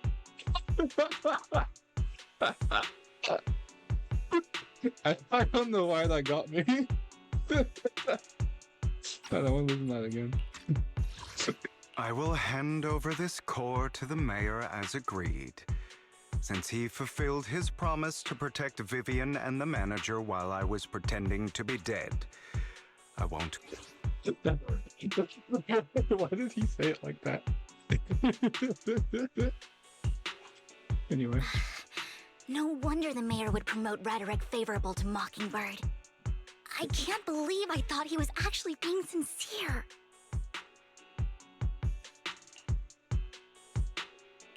Since we have the sacrifice core, all we have to do now is stop Dina from using innocent people to make more sacrifices. Yes, and we need to destroy the last batch of Landon's serum. Hopefully with no options left, Dina will give up her obsession. All right, that's the important stuff. I'm going to go and confirm where Landon's serum's been stashed. I'll contact you again once I have something. Wait. Oh no. What's wrong, Lycon? Were you in a rush to get back and rest? You act like you're gonna run into a werewolf, to turn into a werewolf after midnight or something. How are you feeling now?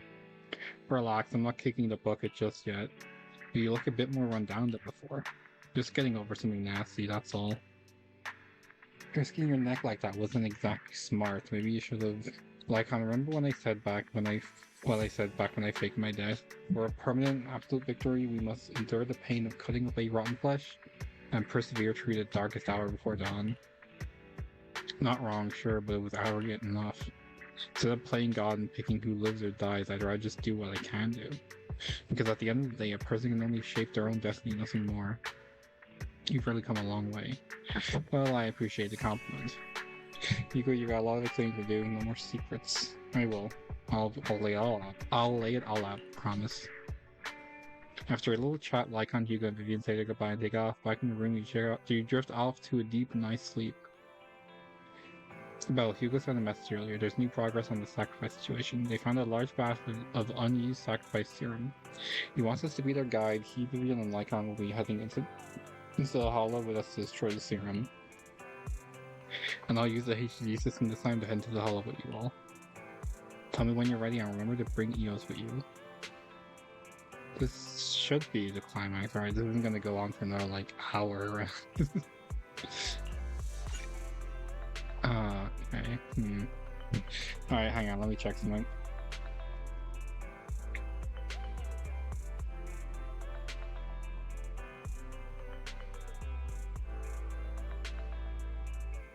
Sorry.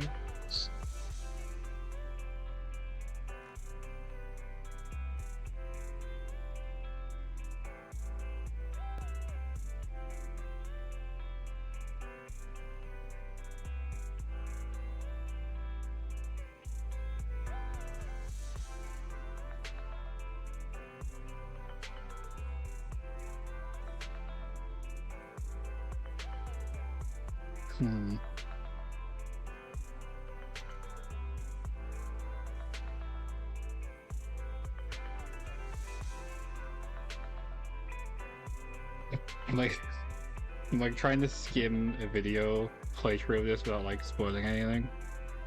It is looking like it's not. Could easily go for another hour here.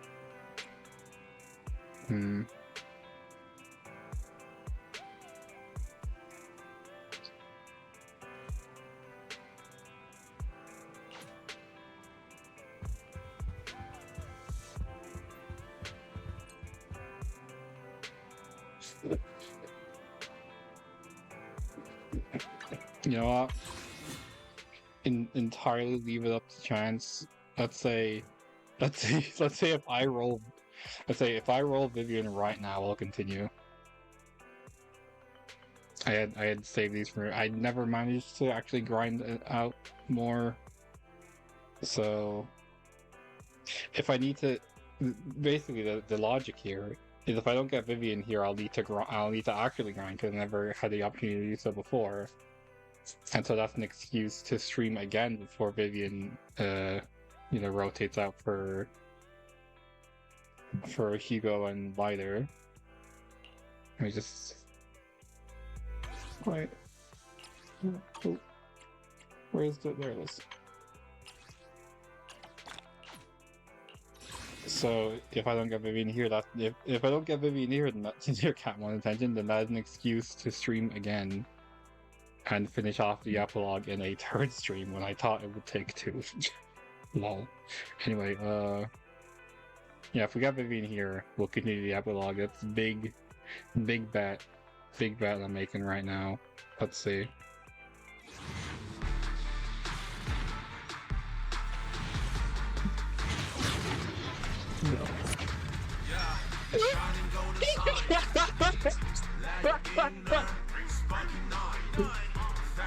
Oh god. It'll be even funnier if I lose the 50-50 actually. Leave it to me! It's a leader's duty to be on the front lines!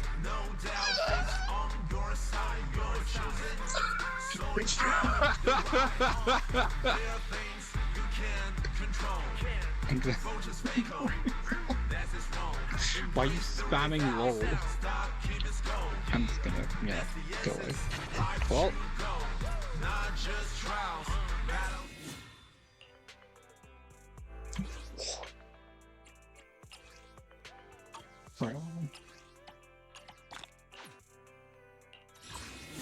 Well. Eradicate all evil. Wanna see? Ready for needs. Hey, don't look down on me! That is one of the funniest things that has ever happened to me, I think. Alright. You want to test my hammer? That is unfortunate.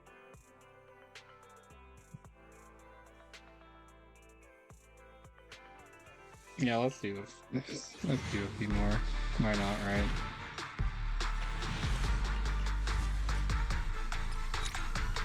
Let's just use all the ones I have.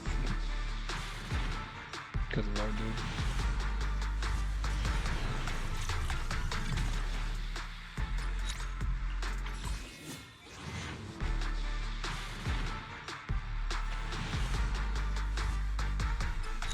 Standard S rank?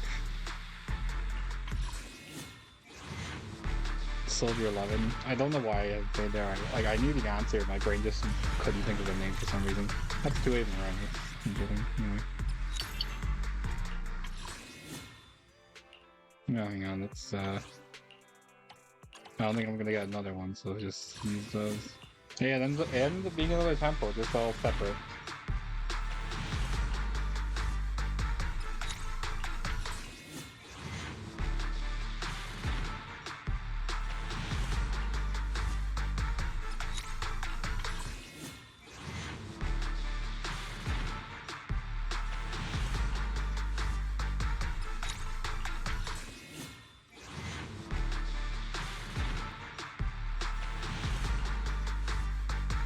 I really don't think Soldier 11 is actually less likely than the rest of them. I think it's just like coincidentally us two got on the last. Like that's really like it's not that complicated.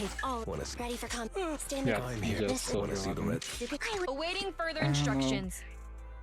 Good day, Lord Phaeton. Ready and only the brave will win. Awaiting. I wouldn't. Ready and Yeah, waiting. I don't know. I want to get every character, but it's kind of like I don't know. I don't have the money right now. I don't have the money to. I don't have the money to like whale for the characters.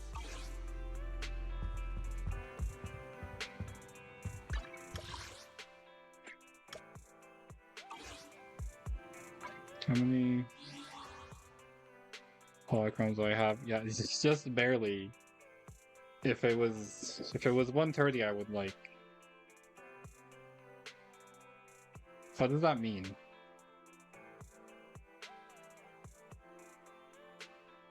What do you mean you will have more? What does that mean? Is there anything I'm like missing? No, the issue isn't I don't have money right this second. The issue is I need to not spend money so I can get the Nintendo Switch 2. You like that's like you are misconstruing the issue.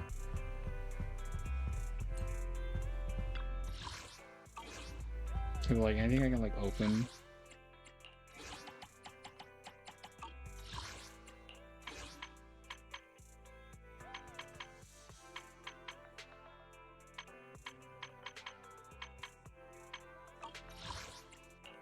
No. None of these give polychromes for opening it. I'm just trying to like get like 5 more polychromes somewhere so I have an excuse to do like one mission, you know? I don't think it's happening now.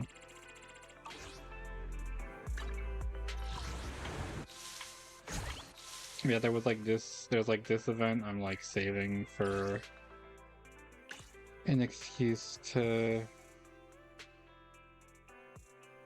just like an excuse to do something on like the stream when the banners reset. Where'd they get that extra pull from? Did I just like not use them all and I wasn't paying attention? No, whatever.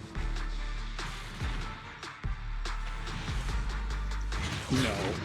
What?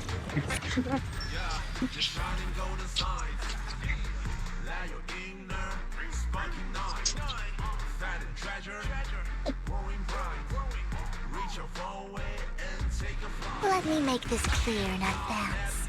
I'm only here for Lord Phaeton. I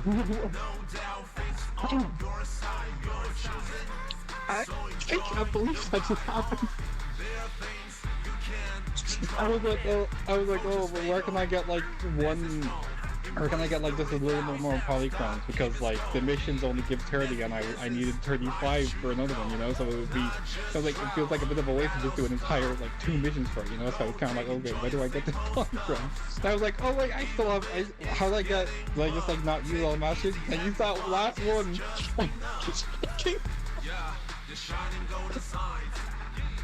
You know what? Alright, so before we apparently do the rest of the quest right now... Oh, that's a little big. I'm just gonna leave it on Vivian.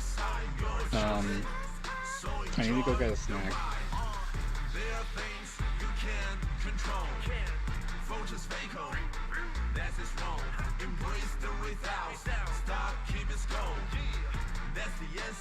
Life should go, not just trials, battle stuff. Go take enjoy and simple stuff. Even when it's getting rough, take it easy, having fun is just enough. Yeah, the shining golden signs. Let your inner spunky night. Fat and treasure, growing bright. Reach out forward and take a flight. Lucky or not, at least you try. Shame up in yourself to find.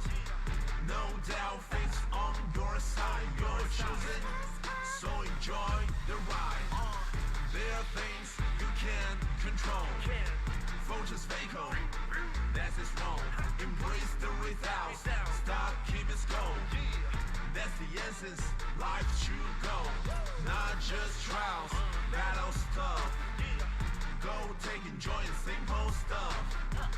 Even when it's getting rough, take it easy, having fun is just enough. Yeah, the shining golden signs. Let your inner spunky night. Fat and treasure, growing bright. Reach out forward and take a flight. Lucky or not, at least you try. Shame up in yourself to find. No doubt fate's on your side. You're chosen, so enjoy the ride. There are things you can't control. Fortune's fatal, that's its wrong. Embrace the without, stop, keep it going. That's the essence, life should go. Not just trials, battle stuff. Go take enjoy and simple stuff. Even when it's getting rough, take it easy, having fun is just enough. Yeah, the shining golden signs. Let your inner spunky night. Fat and treasure, growing bright. Reach out forward and take a flight. Lucky or not, at least you try. Shame up in yourself to find.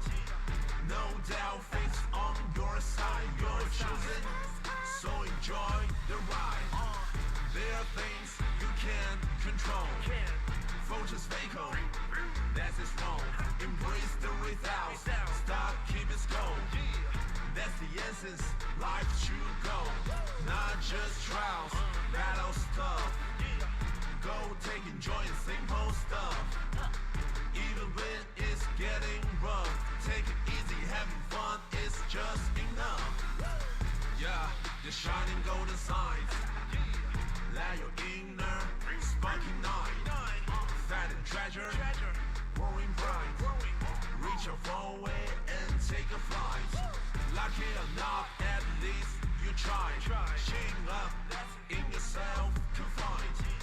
No doubt fate's on your side. You're chosen, so enjoy the ride. There are things you can't control. Fortune's fatal, that's its wrong. Embrace the without, stop, keep it going. That's the essence, life should go. Not just trials, battle stuff. Go take enjoy and simple stuff. Even when it's getting rough, take it easy, having fun is just enough. shining golden signs. Let your inner sparking night. Fat and treasure, growing bright. Reach your phone away and take a flight. Lucky enough, at least you tried. Shame up in yourself to find. No doubt fate's on your side. You're choosing, so enjoy the ride. There are things you can't control. Vultures fake on, that is wrong. Embrace the without, stop, keep it slow. That's the essence, life should go. Not just trials, battle stuff. Go take enjoy simple stuff. Even when it's getting rough, take it easy, having fun is just enough. Yeah, the shining golden signs. Let your inner sparking night. Fat and treasure, growing bright. Reach your phone away and take a flight. Lucky enough, at least you tried. Shame up in yourself to find. No doubt fate's on your side. You're choosing, so enjoy the ride. There are things you can't control. Vultures fake on, that is wrong. Embrace the without, stop, keep it slow. That's the essence, life should go. Not just trials, battle stuff. Go take enjoy simple stuff. Even when it's getting rough, take it easy, having fun is just enough. Yeah, the shining golden signs.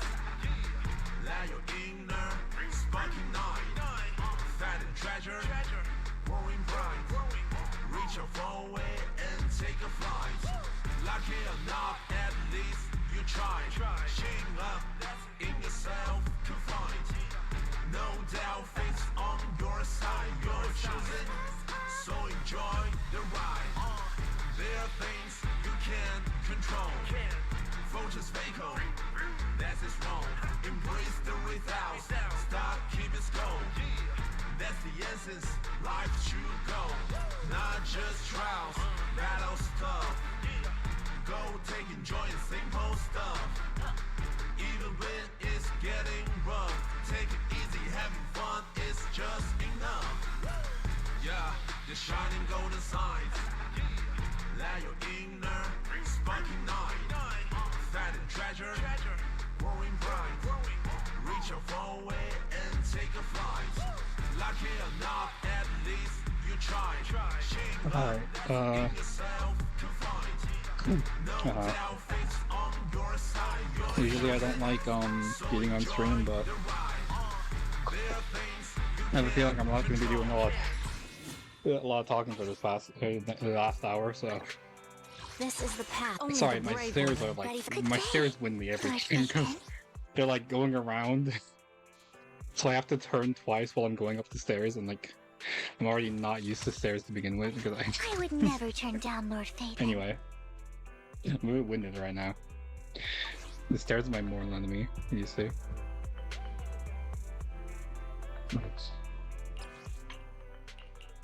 Alright, you can't change in the video, sorry, I forgot. Alright, the profile picture, yeah. There may be hope for me yet to get everyone.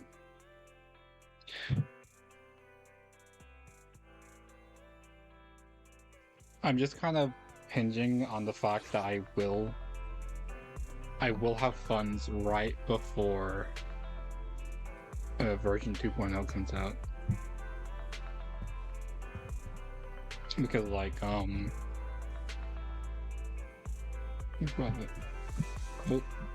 because the Switch, there's like a little gap. There's a little gap between when I get paid or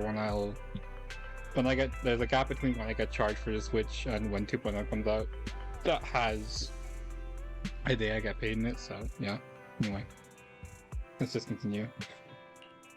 I think I read all this, so like, yeah.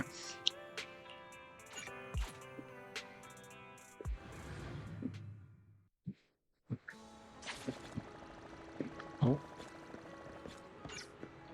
That polychrome stuff, that's kind of funny.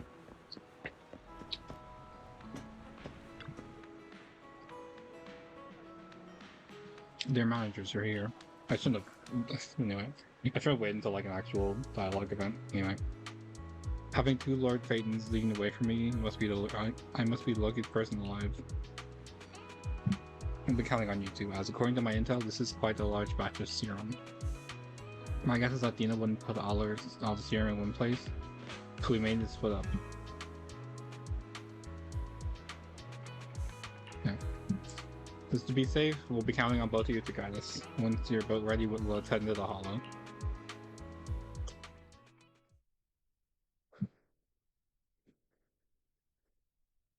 Yeah.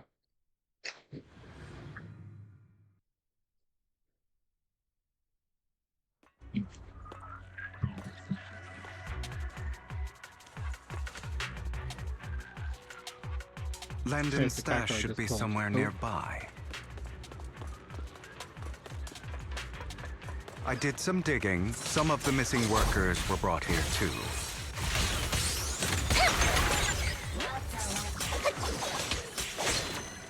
Dina's getting ready to make her move.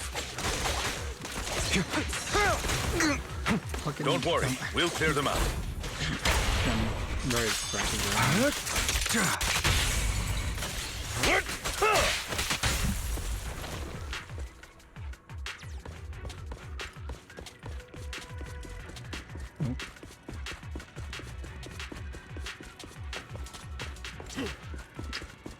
They're trying to destroy the goods! Stop them! Hide. We need to take care of the guards first.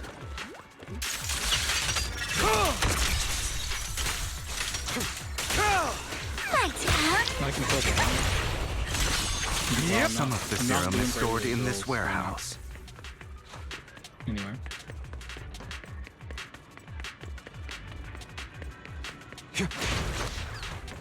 You're not taking anything from here. You go. Get the guards first. The wind is perfect today. Understood.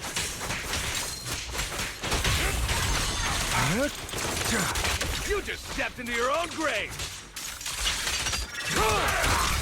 I'm part of Mockingbird. Fools. I'm here.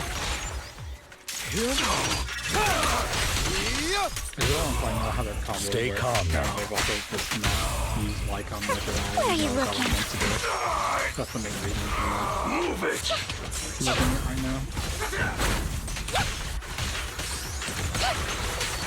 Take this. Prostrate yourself before the abyss.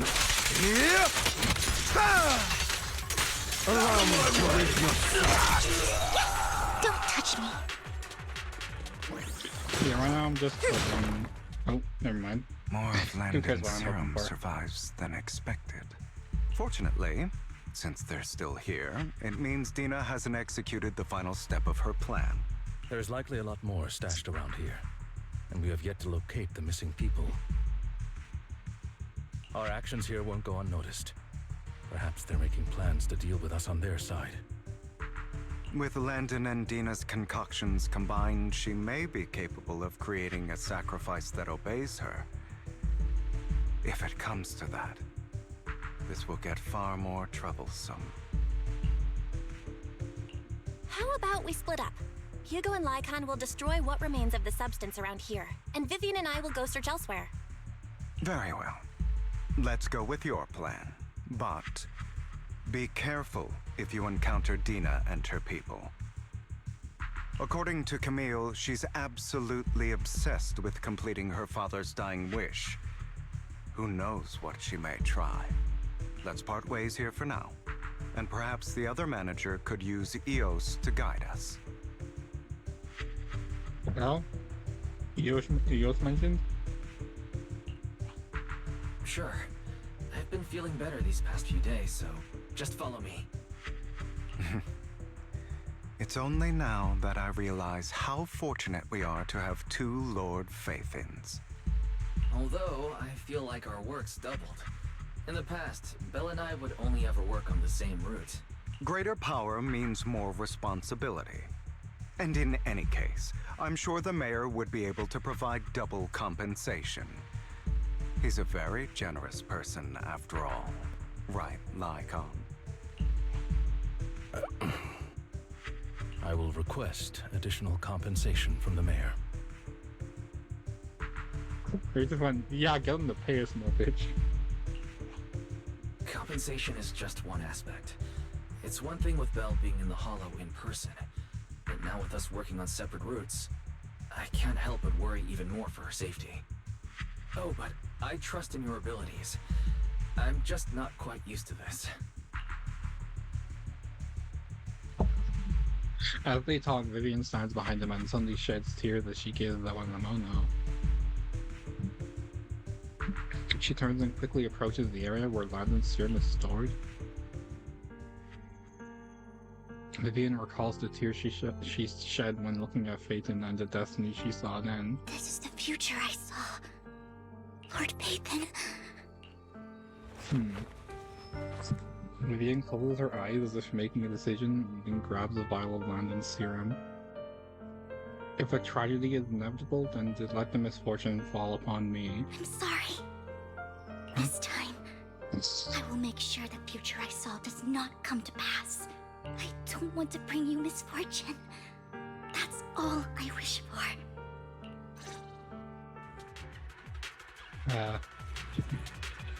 Oh no. Fool. Oh, she's alone now.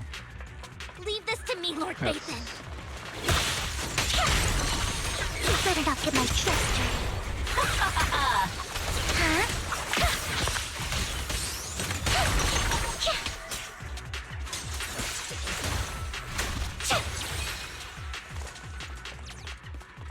Yeah. Lord Phaeton, there might be more serum here. Don't touch me. How dare you steal from Lady Dina! Me and Lord Phaeton. I'll try to go easy on you. No promises. Yeah?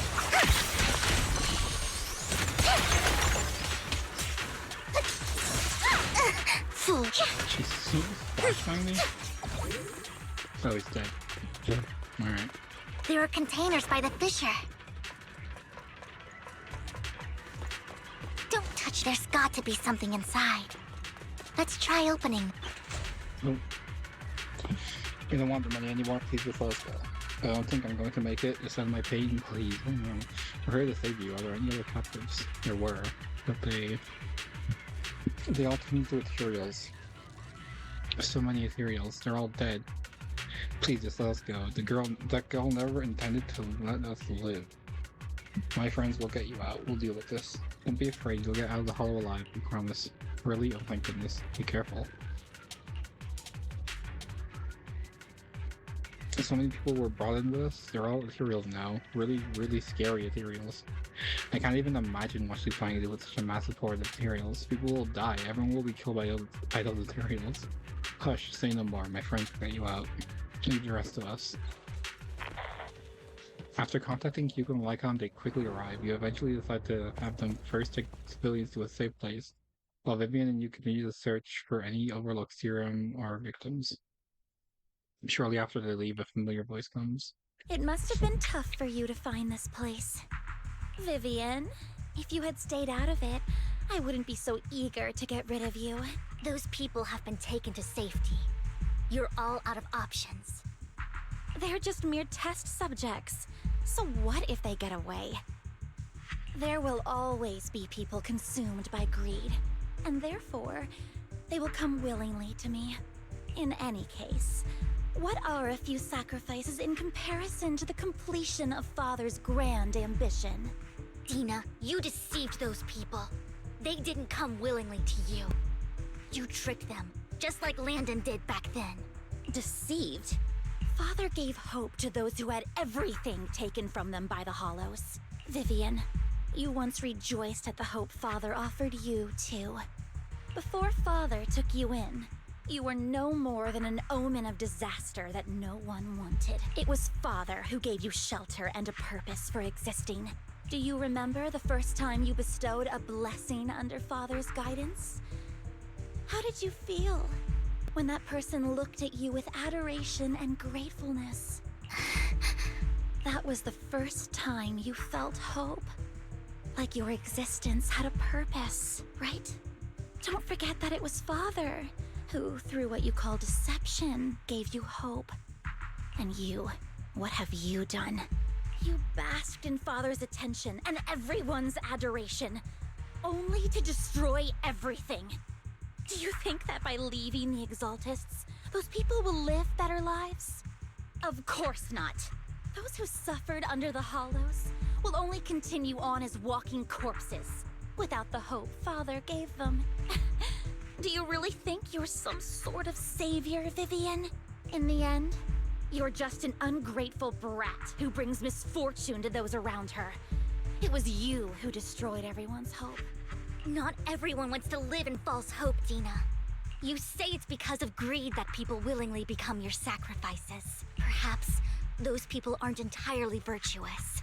But that greed is just wanting to live a better life beyond the Hollows. What you and Landon have done was never about giving people hope, but exploiting it. Stop lying to yourself. Deep down, you know what Landon did was cruel. No. Back then, when Landon wanted to inject you with the serum, the fear in your face was as plain as day. I saw it all clearly. If all of this is as righteous as you claim, then why did you make such an expression, Dina? Don't look at me with such pity! Father did nothing wrong. All of this is to make something of the Hollows other than disaster. That's everyone's only hope. Dina, it's not too late to stop. Stop living in this lie. You know what would happen if a sacrifice loses control and escapes the Hollow. It's not the Hollows that are to blame for those people's deaths, but the hope you keep talking about. That will cause more despair and claim more lives. That is merely the necessary sacrifice to accomplish a greater goal. No one deserves to be a sacrifice. Your hypocritical magnanimity disgusts me. I can always go and get more test subjects if they've escaped. And I will be able to replicate Father's serum with enough time. With you gone, I'll be able to complete Father's gift to the Creator and fulfill his last wish. Camille, release the failed subjects. Lady Dina. Camille, are you going to do what you did before? You keep saying you'll follow the Creator, but it's all lies. Lady Dina, the Hollows took my family from me. I understand that there's no way to get back what I've lost. It was Lord Landon who told me that the Creator would guide me. One day, Hollows will no longer be disasters. Everyone will be able to survive inside them. I look forward to the day when this hope becomes reality. I watched you grow up, and I know that you've always looked up to your father. He gives you hope, and I destroyed that hope with my own hands. I know the pain of loss, so I've always felt guilty. I want to atone for the hope I destroyed. But Dina, I don't want to ruin more lives, and I don't want to continue watching you destroy yourself. Vivian is right. Not everyone wants to live in false hope. So, please, stop. Camille, are you abandoning me too? I'm not abandoning you. I just don't want to see you go past the point of no return. The point of no return? I passed that point ages ago. No, Dina. You can still turn back. I'll be your way back. Where are you going, Camille? I made a deal with Hugo and the mayor. If someone needs to take the fall for this, let it be me. I did it. All of it.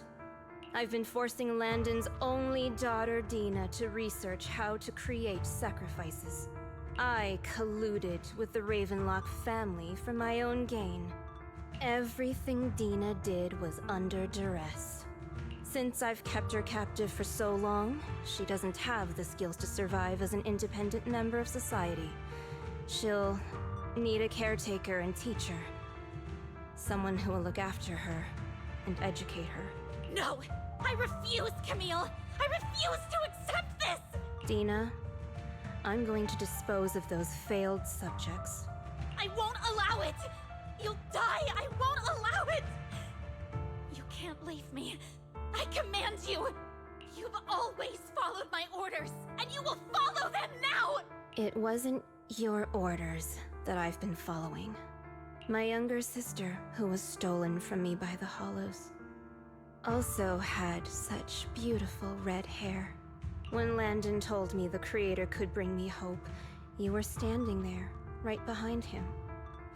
I was certain, then and there, that this was the hope the Creator had given me. Start over, Dina. You still have so long, so much time. You'll make friends, find people who love you, and make many beautiful memories. That's not what I want! Camille, you're not allowed to die! I won't allow it! I won't allow it! Goodbye, Dina. And I'm sorry, Vivian.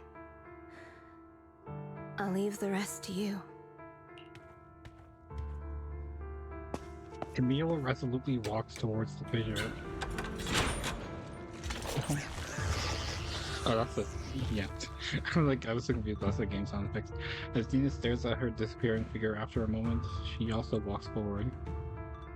Vivian is about to stop her, but Dina uses the controls to open the container door. Ethereals surge out, blocking the path. Take out these ethereals first.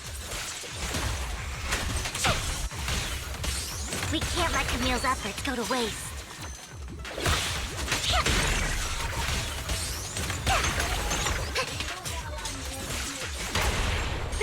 What's up? Huh?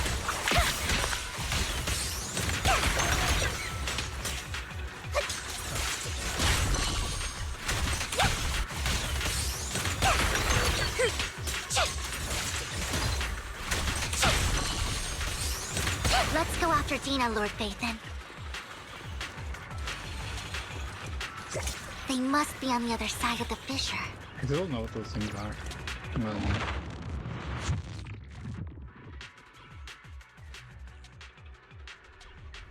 Oh.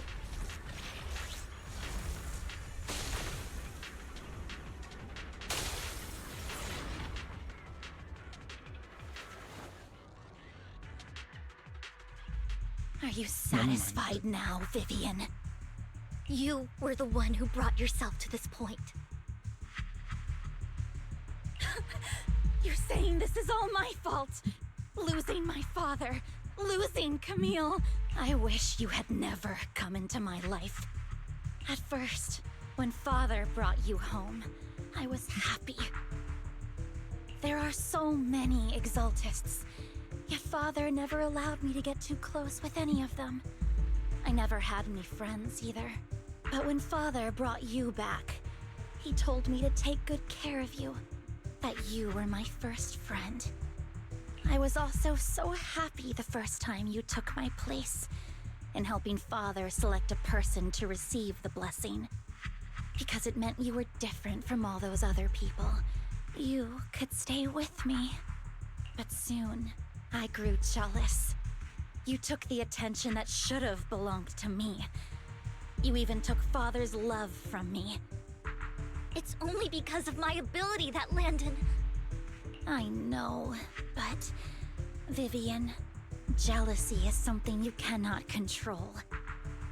Of course, the same goes for fear and hatred. I was terrified that one day you would look at me and shed tears. I knew if that day ever came, Father would not hesitate to force the blessing upon me. And when that day did come, I hated you for causing my father's death. Tina, you knew everything about what happened back then, so... why are you still defending Landon? And why didn't you tell me back then? If I had known earlier, maybe I could have found a way.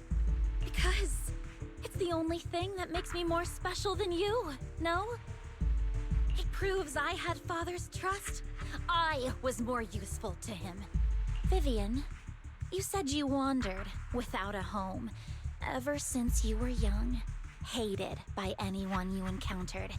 You were happy to gain recognition from everyone and help Father when you were among the Exaltists. But in the end, you discovered you were being used, so you felt betrayed and hurt. Then, what about me? All I ever had was my father. I've never known a life outside of the Exaltists. Ever since I was young, my only purpose was to help Father select who was to be blessed.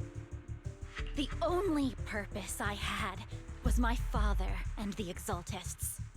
I've never been taught anything else, Vivian. It is what little value I have, and have ever had. In the end, you took even that from me, and completely destroyed it. You think you're doing good and fighting evil. You've only managed to affect a small part of your world.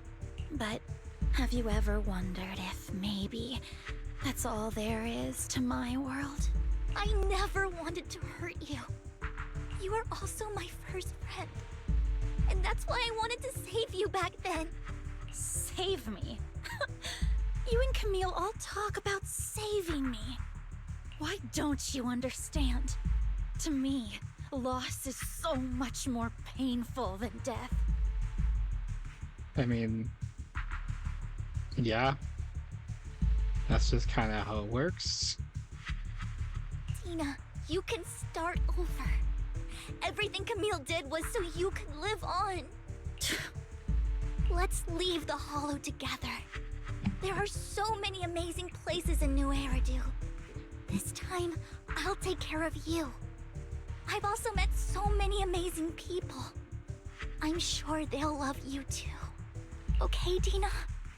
Vivian, I can't forgive you. And I don't want to forgive you. I have nothing left. If what little hatred I do still harbor were taken from me, well, I refuse to be so pitiful. I won't apologize, Vivian. Dina closes her eyes and injects the vial of the serum into her own arm. Ether crystals appear on her body as sign of corruption. I don't want to hate myself, so I can only hate you for killing my father, and hate Camille for leaving me. That's just the kind of person I am. Hateful and despicable. I refuse to owe anyone anything. I refuse to feel regret. I won't. Vivian, I will keep hating you. I will take all who are precious to you. I will also hate Camille, so I won't do as she wished and start a new life. Vivian, if you had never existed, if I had never, you would be... Lord Phaethon, please do not interfere. She was my first friend. I'm going to bid her farewell. Jesus, alright.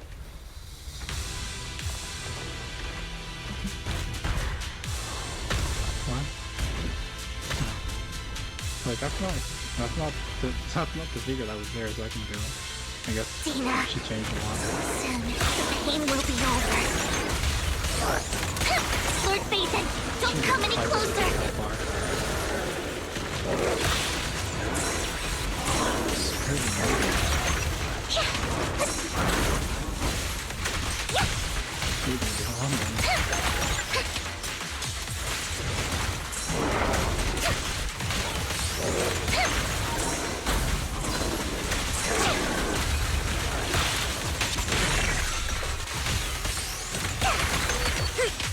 This is fire because I haven't built up my team.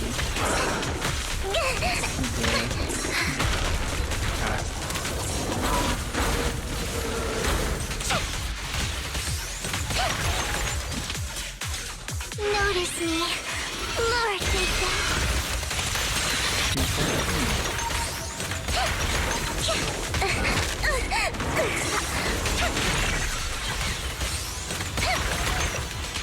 really isn't taking something. I'm using the oh.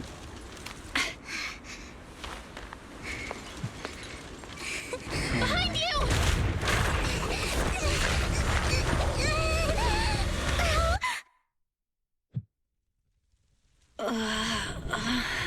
What happened? What the? What? Vivian! Belle, don't come near me. This is my own choice.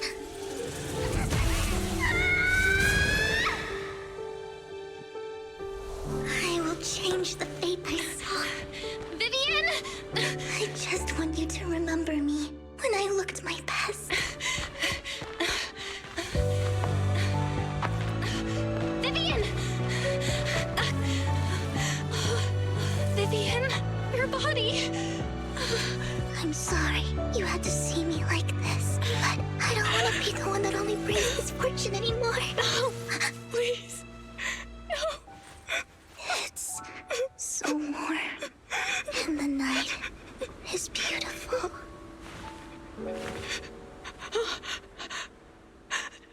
Vivian.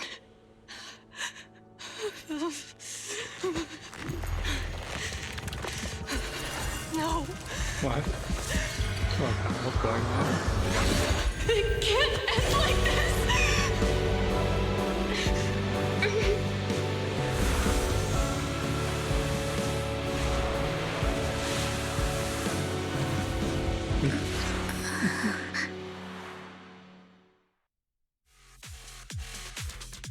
No, that's crazy.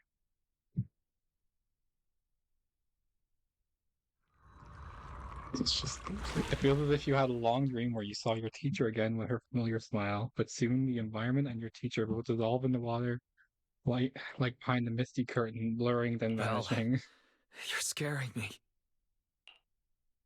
Belle, I'm so glad you're awake. So you were trying to cross the border, right? What happened?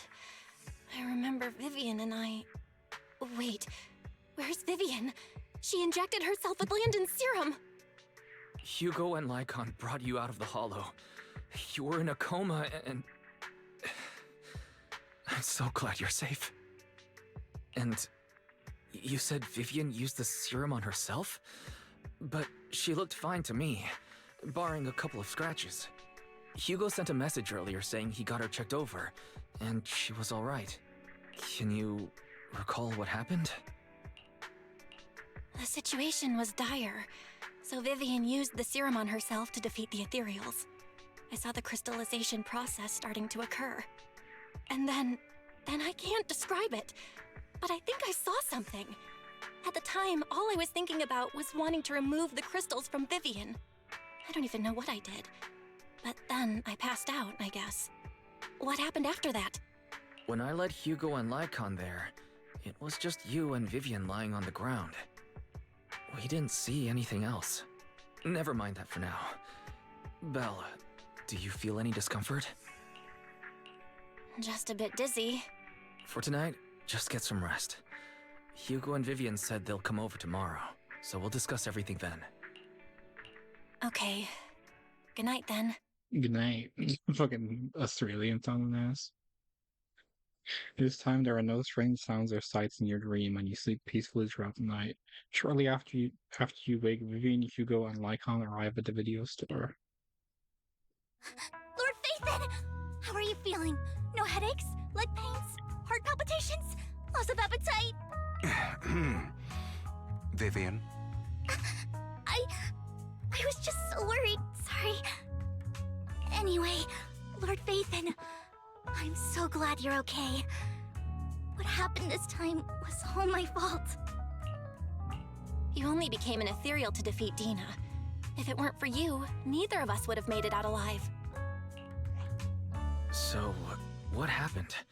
Belle said she saw the crystallization process start. But I didn't see anything through EOS. Hugo, Lycon, did either of you guys see anything strange? Allow me to explain. Miss Vivian told us what happened after she awoke, and the mayor arranged a full medical checkup for her. Based on the results, Miss Vivian indeed shows mild corruption sequela. But if the crystallization process had already started, the lingering effects should be far more severe. To be precise, if the process had already reached the point of mass surface crystallization, it should have taken no time at all to become an ethereal. So, the mayor theorizes that it was the etheric energy within Master Proxy's body that affected Vivian's condition and the surrounding etheric particles, causing Vivian's corruption to recede. Essentially, corruption is a reaction between the etheric particles inside the body and in the surrounding environment. Therefore, it's not necessarily irreversible, just that currently our mainstream method of defense is prevention. How come I didn't know I had this ability? How's it even possible for me to influence other people's etheric particles? That makes it sound like I can manipulate etheric energy at will. I wonder if you can, based on the fact that it's been highlighted right now. Master Proxy, you are special. This is a gift your teacher left you. Our teacher? So this has to do with her?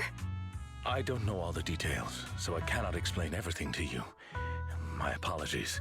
However, Miss Yixuan might be able to answer some of your questions. The name I can't pronounce. She will visit you sometime soon, so please feel free to ask her any questions you may have. She has quite an eccentric personality. If she causes you any inconvenience... If she causes trouble, can I file a complaint about her to you? Master Proxy, you have always been a people person, so I trust you will handle things just fine.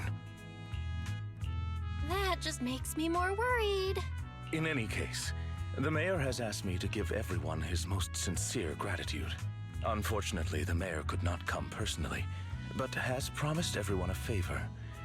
Provided it's within his means, he will offer his unconditional assistance once. Once. There is no time limit on this favor. I can't wait for that to come back in Season 7. Unconditional, What if I wanted his position as mayor? If that is what you desire, then the mayor and his subordinates will be first in line to vote for you in the next election. Fair enough, I guess. As for the other votes, you'll have to work for them on your own. But should you assume office, I hope you take full responsibility for handling all day-to-day matters and lead by example. These fucking weirdos. By sheer happenstance, the mayor has provided you with a copy of his current assignment, the city waste sorting and processing proposal. Old fox. Well, can I request Lord Phaethon's? The mayor imagined, you might ask. Oh my god, no. I have prepared all the necessary documents, and the ceremony expenses will be covered by the mayor as a gift. As long as Master Proxy agrees, we can sign and process the documents immediately. We're getting married right now? Yeah. But this matter requires mutual consent and cannot involve coercion, confinement, or one party's lack of consciousness. Oh no. Stop! I would never do that to Lord Phaethon! Probably. At least not today. Not today. As for you, Master Proxies, the mayor has some sense of what you desire. That said, he hopes you might speak with Miss Yixuan first before you decide the timing of that favor. Hugo and Lycon are still bickering, and Vivian sits to one side, eager and anticipatory. As always, you can smell the aroma of noodles from the neighboring noodle shop and hear snippets of Elfie's music from her store. Thank goodness, time goes on. But there are always friends by your side. After eating, Hugo, Lycon, and Vivian take their leave. Bella, you feeling alright? Lycon said you could control ether particles and it was a gift from our teacher. I keep thinking about it, and I miss you.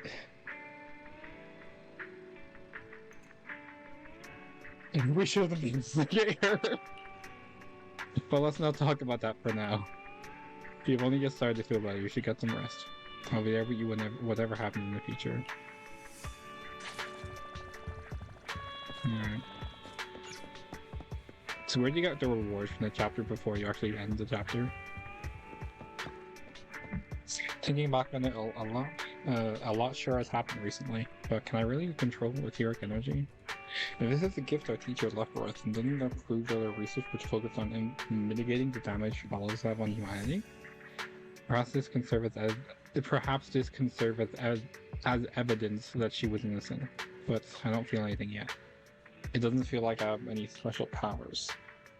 Your thoughts are all jumbled together and your mind feels heavier and heavier. You drift off without noticing it.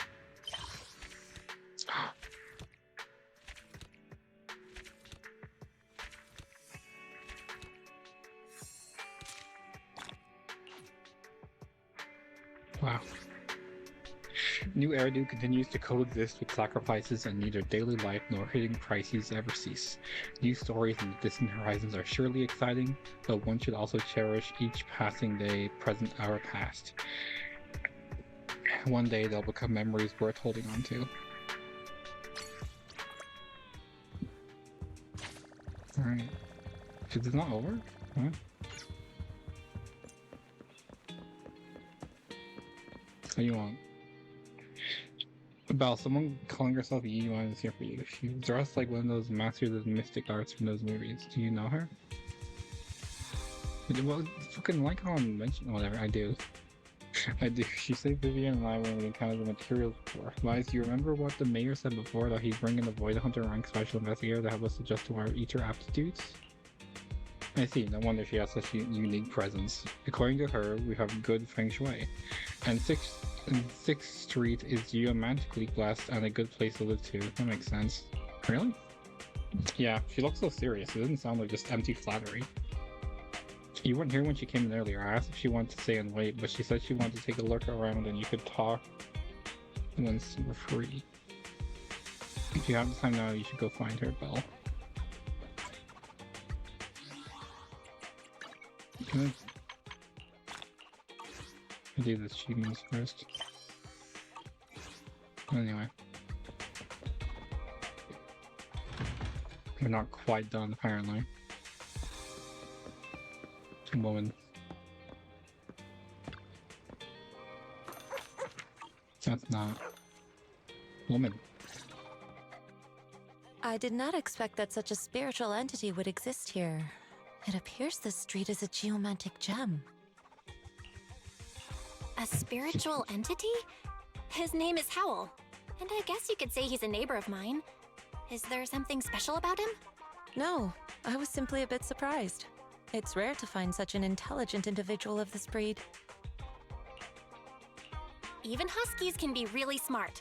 Howl is proof. You're right. Yet, being overly intelligent comes at a price. It must stay here for prolonged periods of time, parted from its owner and unable to move about freely. Both a blessing and a curse. However, it seems quite happy.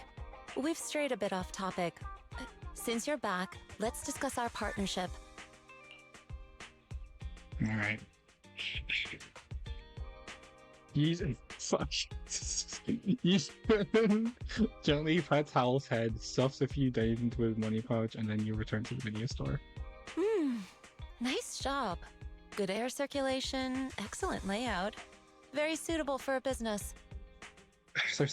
There's something about her performance here that's kind of like... And I don't like it a lot. She sounded fine when we met her the first time, but now I'm like... She just sounds off now, for some reason. Your shop passed the vibe test day. Good for you, Coco. Your bamboo here are also very energetic. It seems your fortune is good when it comes to wealth. Didn't expect you to understand feng shui. Thank you for your blessings.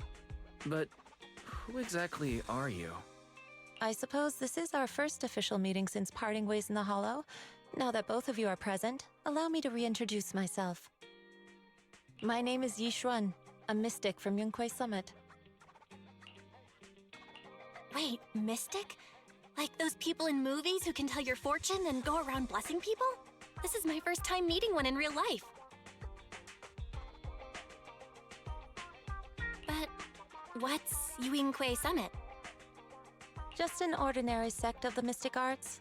Our disciples travel all across New Eridu and sometimes collaborate with authorities. Oh no. She's a cop. Currently, I'm affiliated with the Hollow Investigative Association. Right now, however, I'm here to discuss a partnership in the name of the Mayflowers. So, what sort of partnership are we talking about? I have reviewed the documents provided by the Mayflowers. You previously underwent an implant surgery. After recent adjustments, abnormalities occurred. These abnormalities bear resemblance to the craft practiced by us at Yuinkui Summit. Oh? If you are willing, I can teach you how to better control your abilities. To better control my abilities. It sounds great. She wasn't talking to you. There's no such thing as a free lunch. Since you're willing to teach us your craft, Shifu, you must want something in return, right? Why did he say my? What a fucking selfish bitch. That's right. Mayflower will have you join me for some investigations. I hate Wise. Looking at my divination results, this will be a complicated and very likely dangerous matter. He's still going over the details, but should have more information for you soon. You can wait until then to decide. Let's leave it at that. The weather is nice today, perfect for going out. I just happen to need to head to a nearby store to collect something. If you're free, how about coming with me? We have a long path ahead of us, so it'll be good to take the opportunity to learn more about each other's ways and methods. Gogo is currently covering the dialogue option. We'll never know what it says. Sure! Sounds good, then let's go. Where's the store? It's at Luna Square. It's called Vivian. I know that store. Oh, I know that store. But hasn't it been closed for ages now? Is that okay, Shifu? Please tell me they regularly refer to her as Shifu. That is much easier for me to pronounce. It matters not. Whatever the situation, let's head over first. It's been ages since I last came to the Janus border. I'd like to take a look around. Just tell me when you're heading to Luna Square. We can meet up there. Yuan nods a goodbye to you and leaves 6th Street. Yeah. Still going.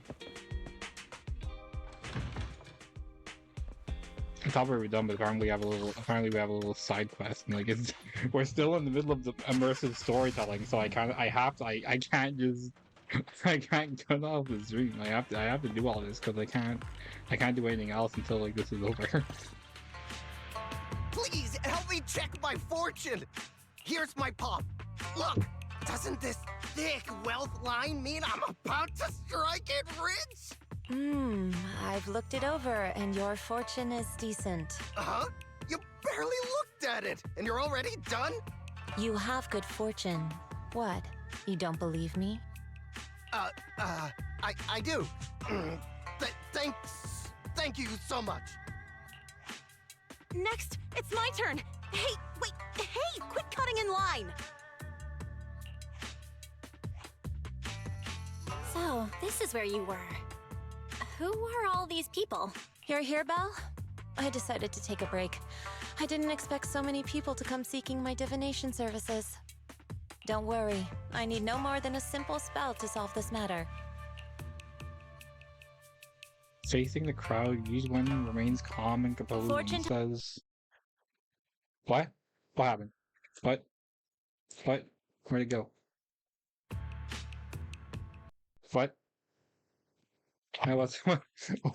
Why is this? What's happening? What? No, go. Oh. Fortune-telling services is 10,000 dennies per session. Oh, that's excellent. Hold on. Yeah, anyway. Alright, should be fixed. Oop. In an instant, the people standing in line all flee in fear, scattering in all directions. Yeah. All gone? Seems about Good. right. It seems the banish wealth and desire spell is still effective. Banish wealth and desire? That's a spell? Well, she's funny at least. This isn't the kind of craft you said you were going to teach us, is it? Our video store has a business license, and we'd get complaints if we charged unfair rates. Of course not. This is just a trick to deal with trouble. I'll take my time showing you the true craft of Yunkwai Summit. For now, let's find that shop. Loop. And na. Anna.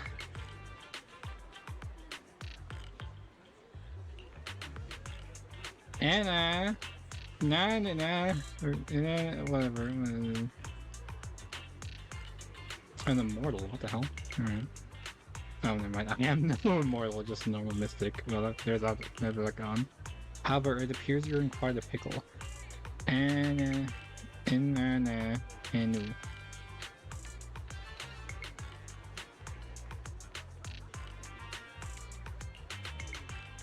Anna. What is he talking about? Anu.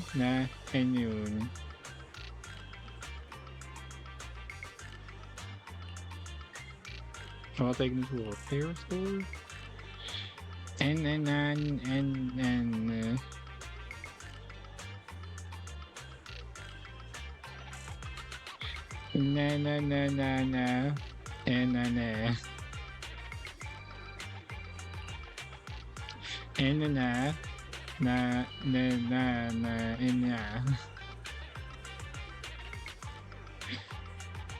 So you wish to use the mystic arts as a cover to convince it to get repairs. That shouldn't be difficult. Belle, do you know any place nearby that does repairs? Let me check it over first. There's no need for that. I can check it over first. If there's no major hardware issues, I can do some debugging and adjustments. Very well. And then that.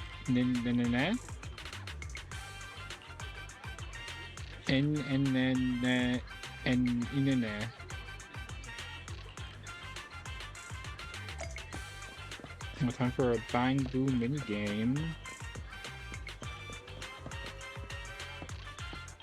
Oh no, it's Cece from Hall Live English Justice.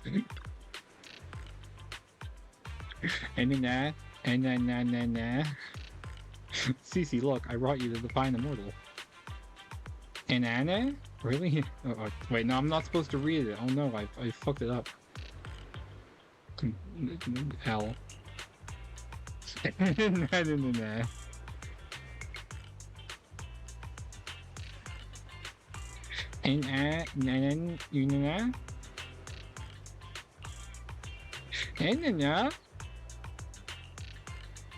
Yes, however, in order to walk the path of a mystic, you must have an innate talent for it.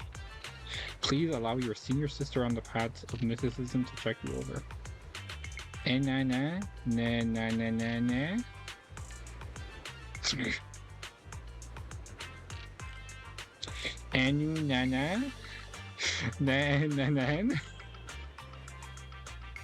Wait, a dongle for a dongle?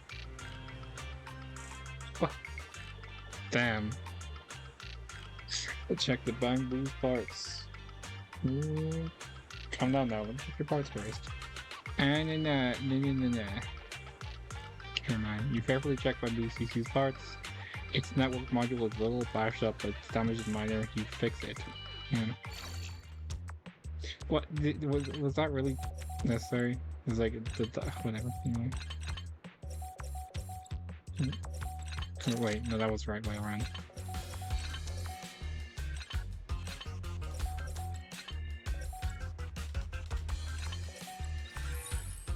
Wait, just like either side of the brick there? Alright. I'm gonna sneeze. Hold on. Whatever. I'm a big fan of this guy gonna be reading the Bang Boo language. I have no idea what you're talking about.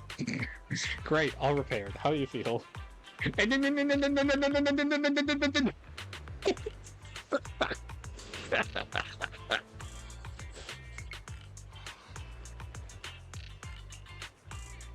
And yeah?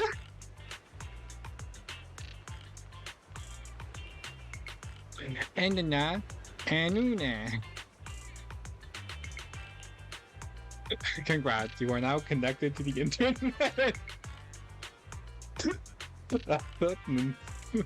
No, I'm screenshotting that. And nah. It's a bit too early for that. You have natural talent, but you must hone your state of mind. Once you've matured a little more, you may come to seek mentorship. I do not know much of the Bangu affairs, but I can teach you an incantation, the spell of calming. When you feel agitated and wish to fight the other Bangu, you can recite the incantation under your breath. Their brains are made of defective parts.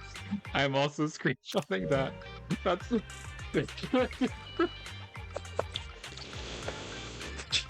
that's you. That's iconic, actually.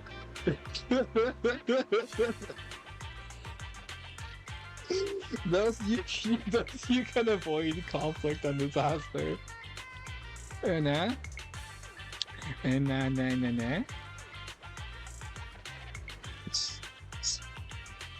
The bamboo contemplates me for a while. Its gaze growing brighter. And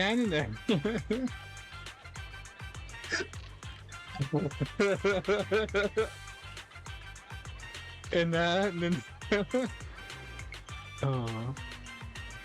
You're welcome. The one should not get into fights if possible. If you must, be sure to win the fight. Understand? Why is she actually hilarious? Nah. Nah.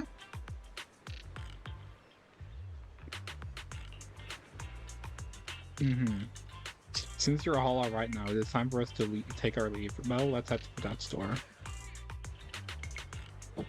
Yishuan Shifu, the store is right up ahead. Yes, this is the place.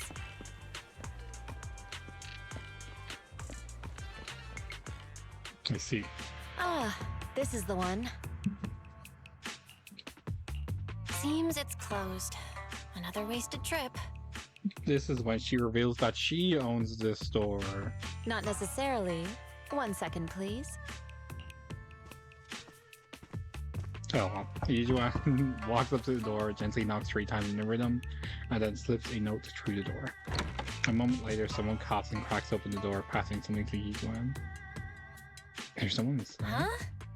Is there someone inside? Relax. The boss prefers to do business with people they know. They like their peace and quiet, so they rarely open for customers. I'm an old acquaintance and just wanted to retrieve something. What a strange private business. Shifu, what exactly are you retrieving? Just some things needed for our future investigations. You'll know in time. Really? Shifu, I feel like you're always so mysterious. Rest assured, I'm not hiding anything from you. It's simply because the correct time has not yet arrived, so there's no need to rush. Since we've already obtained what we came for, let's part ways here. There will be plenty of time in the future. We will certainly meet again. Wait, that's it? We just shitposted with some Bangboo. We got some. Why did she even need to come? Why did we even need to like come with her? What? Whatever. Can I go back? Okay. I was like, can I go back on my own? Yeah. Helpful. Well, Belle, you're back. Did everything go well? It went well. Well, it went well. It's just that Yizuan Shifu deal with things in a rather unique way. Maybe that's just how a mystic does things. I see. Well, do you think what Yizuan Shifu claimed is real? Learning mystic arts and whatnot? It sounds like it came straight out of a movie. Are we going to be like those movie protagonists who use talismans to defeat ethereals and magic arrays to suppress the hollows? Movies are made up. It definitely won't be as exaggerated as a movie, but I don't think Yizuan Shifu is lying. She really did display mystical powers back in the hollow. I see. Well, I trust your judgment. Plus, the mayor must have his reasons for choosing her to teach us. Yizuan Shifu said the mayor would have... That was help her on some investigation. I wonder what that is. Either way, we'll find out soon. There's no rush. Well, you've been so busy recently, you should take this time to rest and have a break.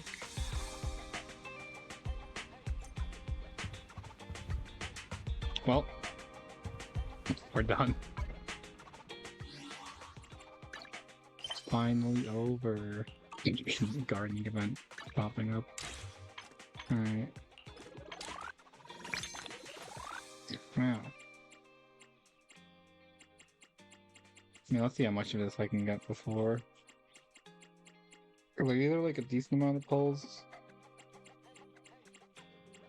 And then just, I don't know. The current plan is to come back once, once you go on either rotation and do the, and do the, to hit with flower, then I just have something to do. So the stream isn't just pulling, you know? I'll see how much XP I can get, how many rolls I can manage to do. See how much grinding I can do basically before the next stream. Why did this entire thing just refresh? Whatever.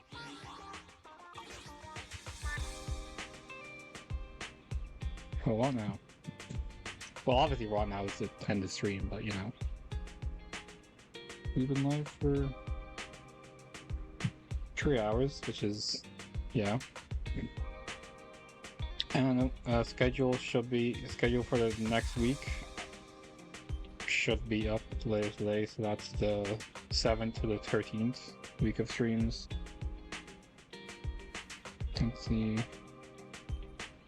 Is there anyone I can lead?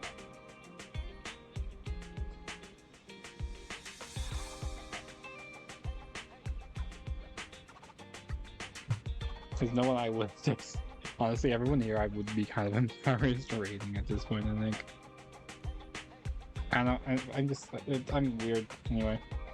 Well, how dare you not be speaking constantly every second of my stream? Mods, unmod Gilgo.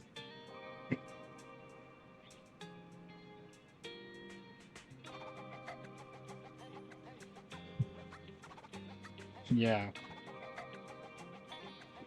This is the part where you say something funny in the end stream. Fair, that's not funny.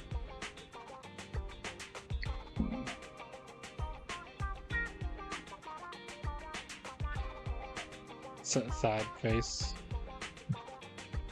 You know, that's your closing remark.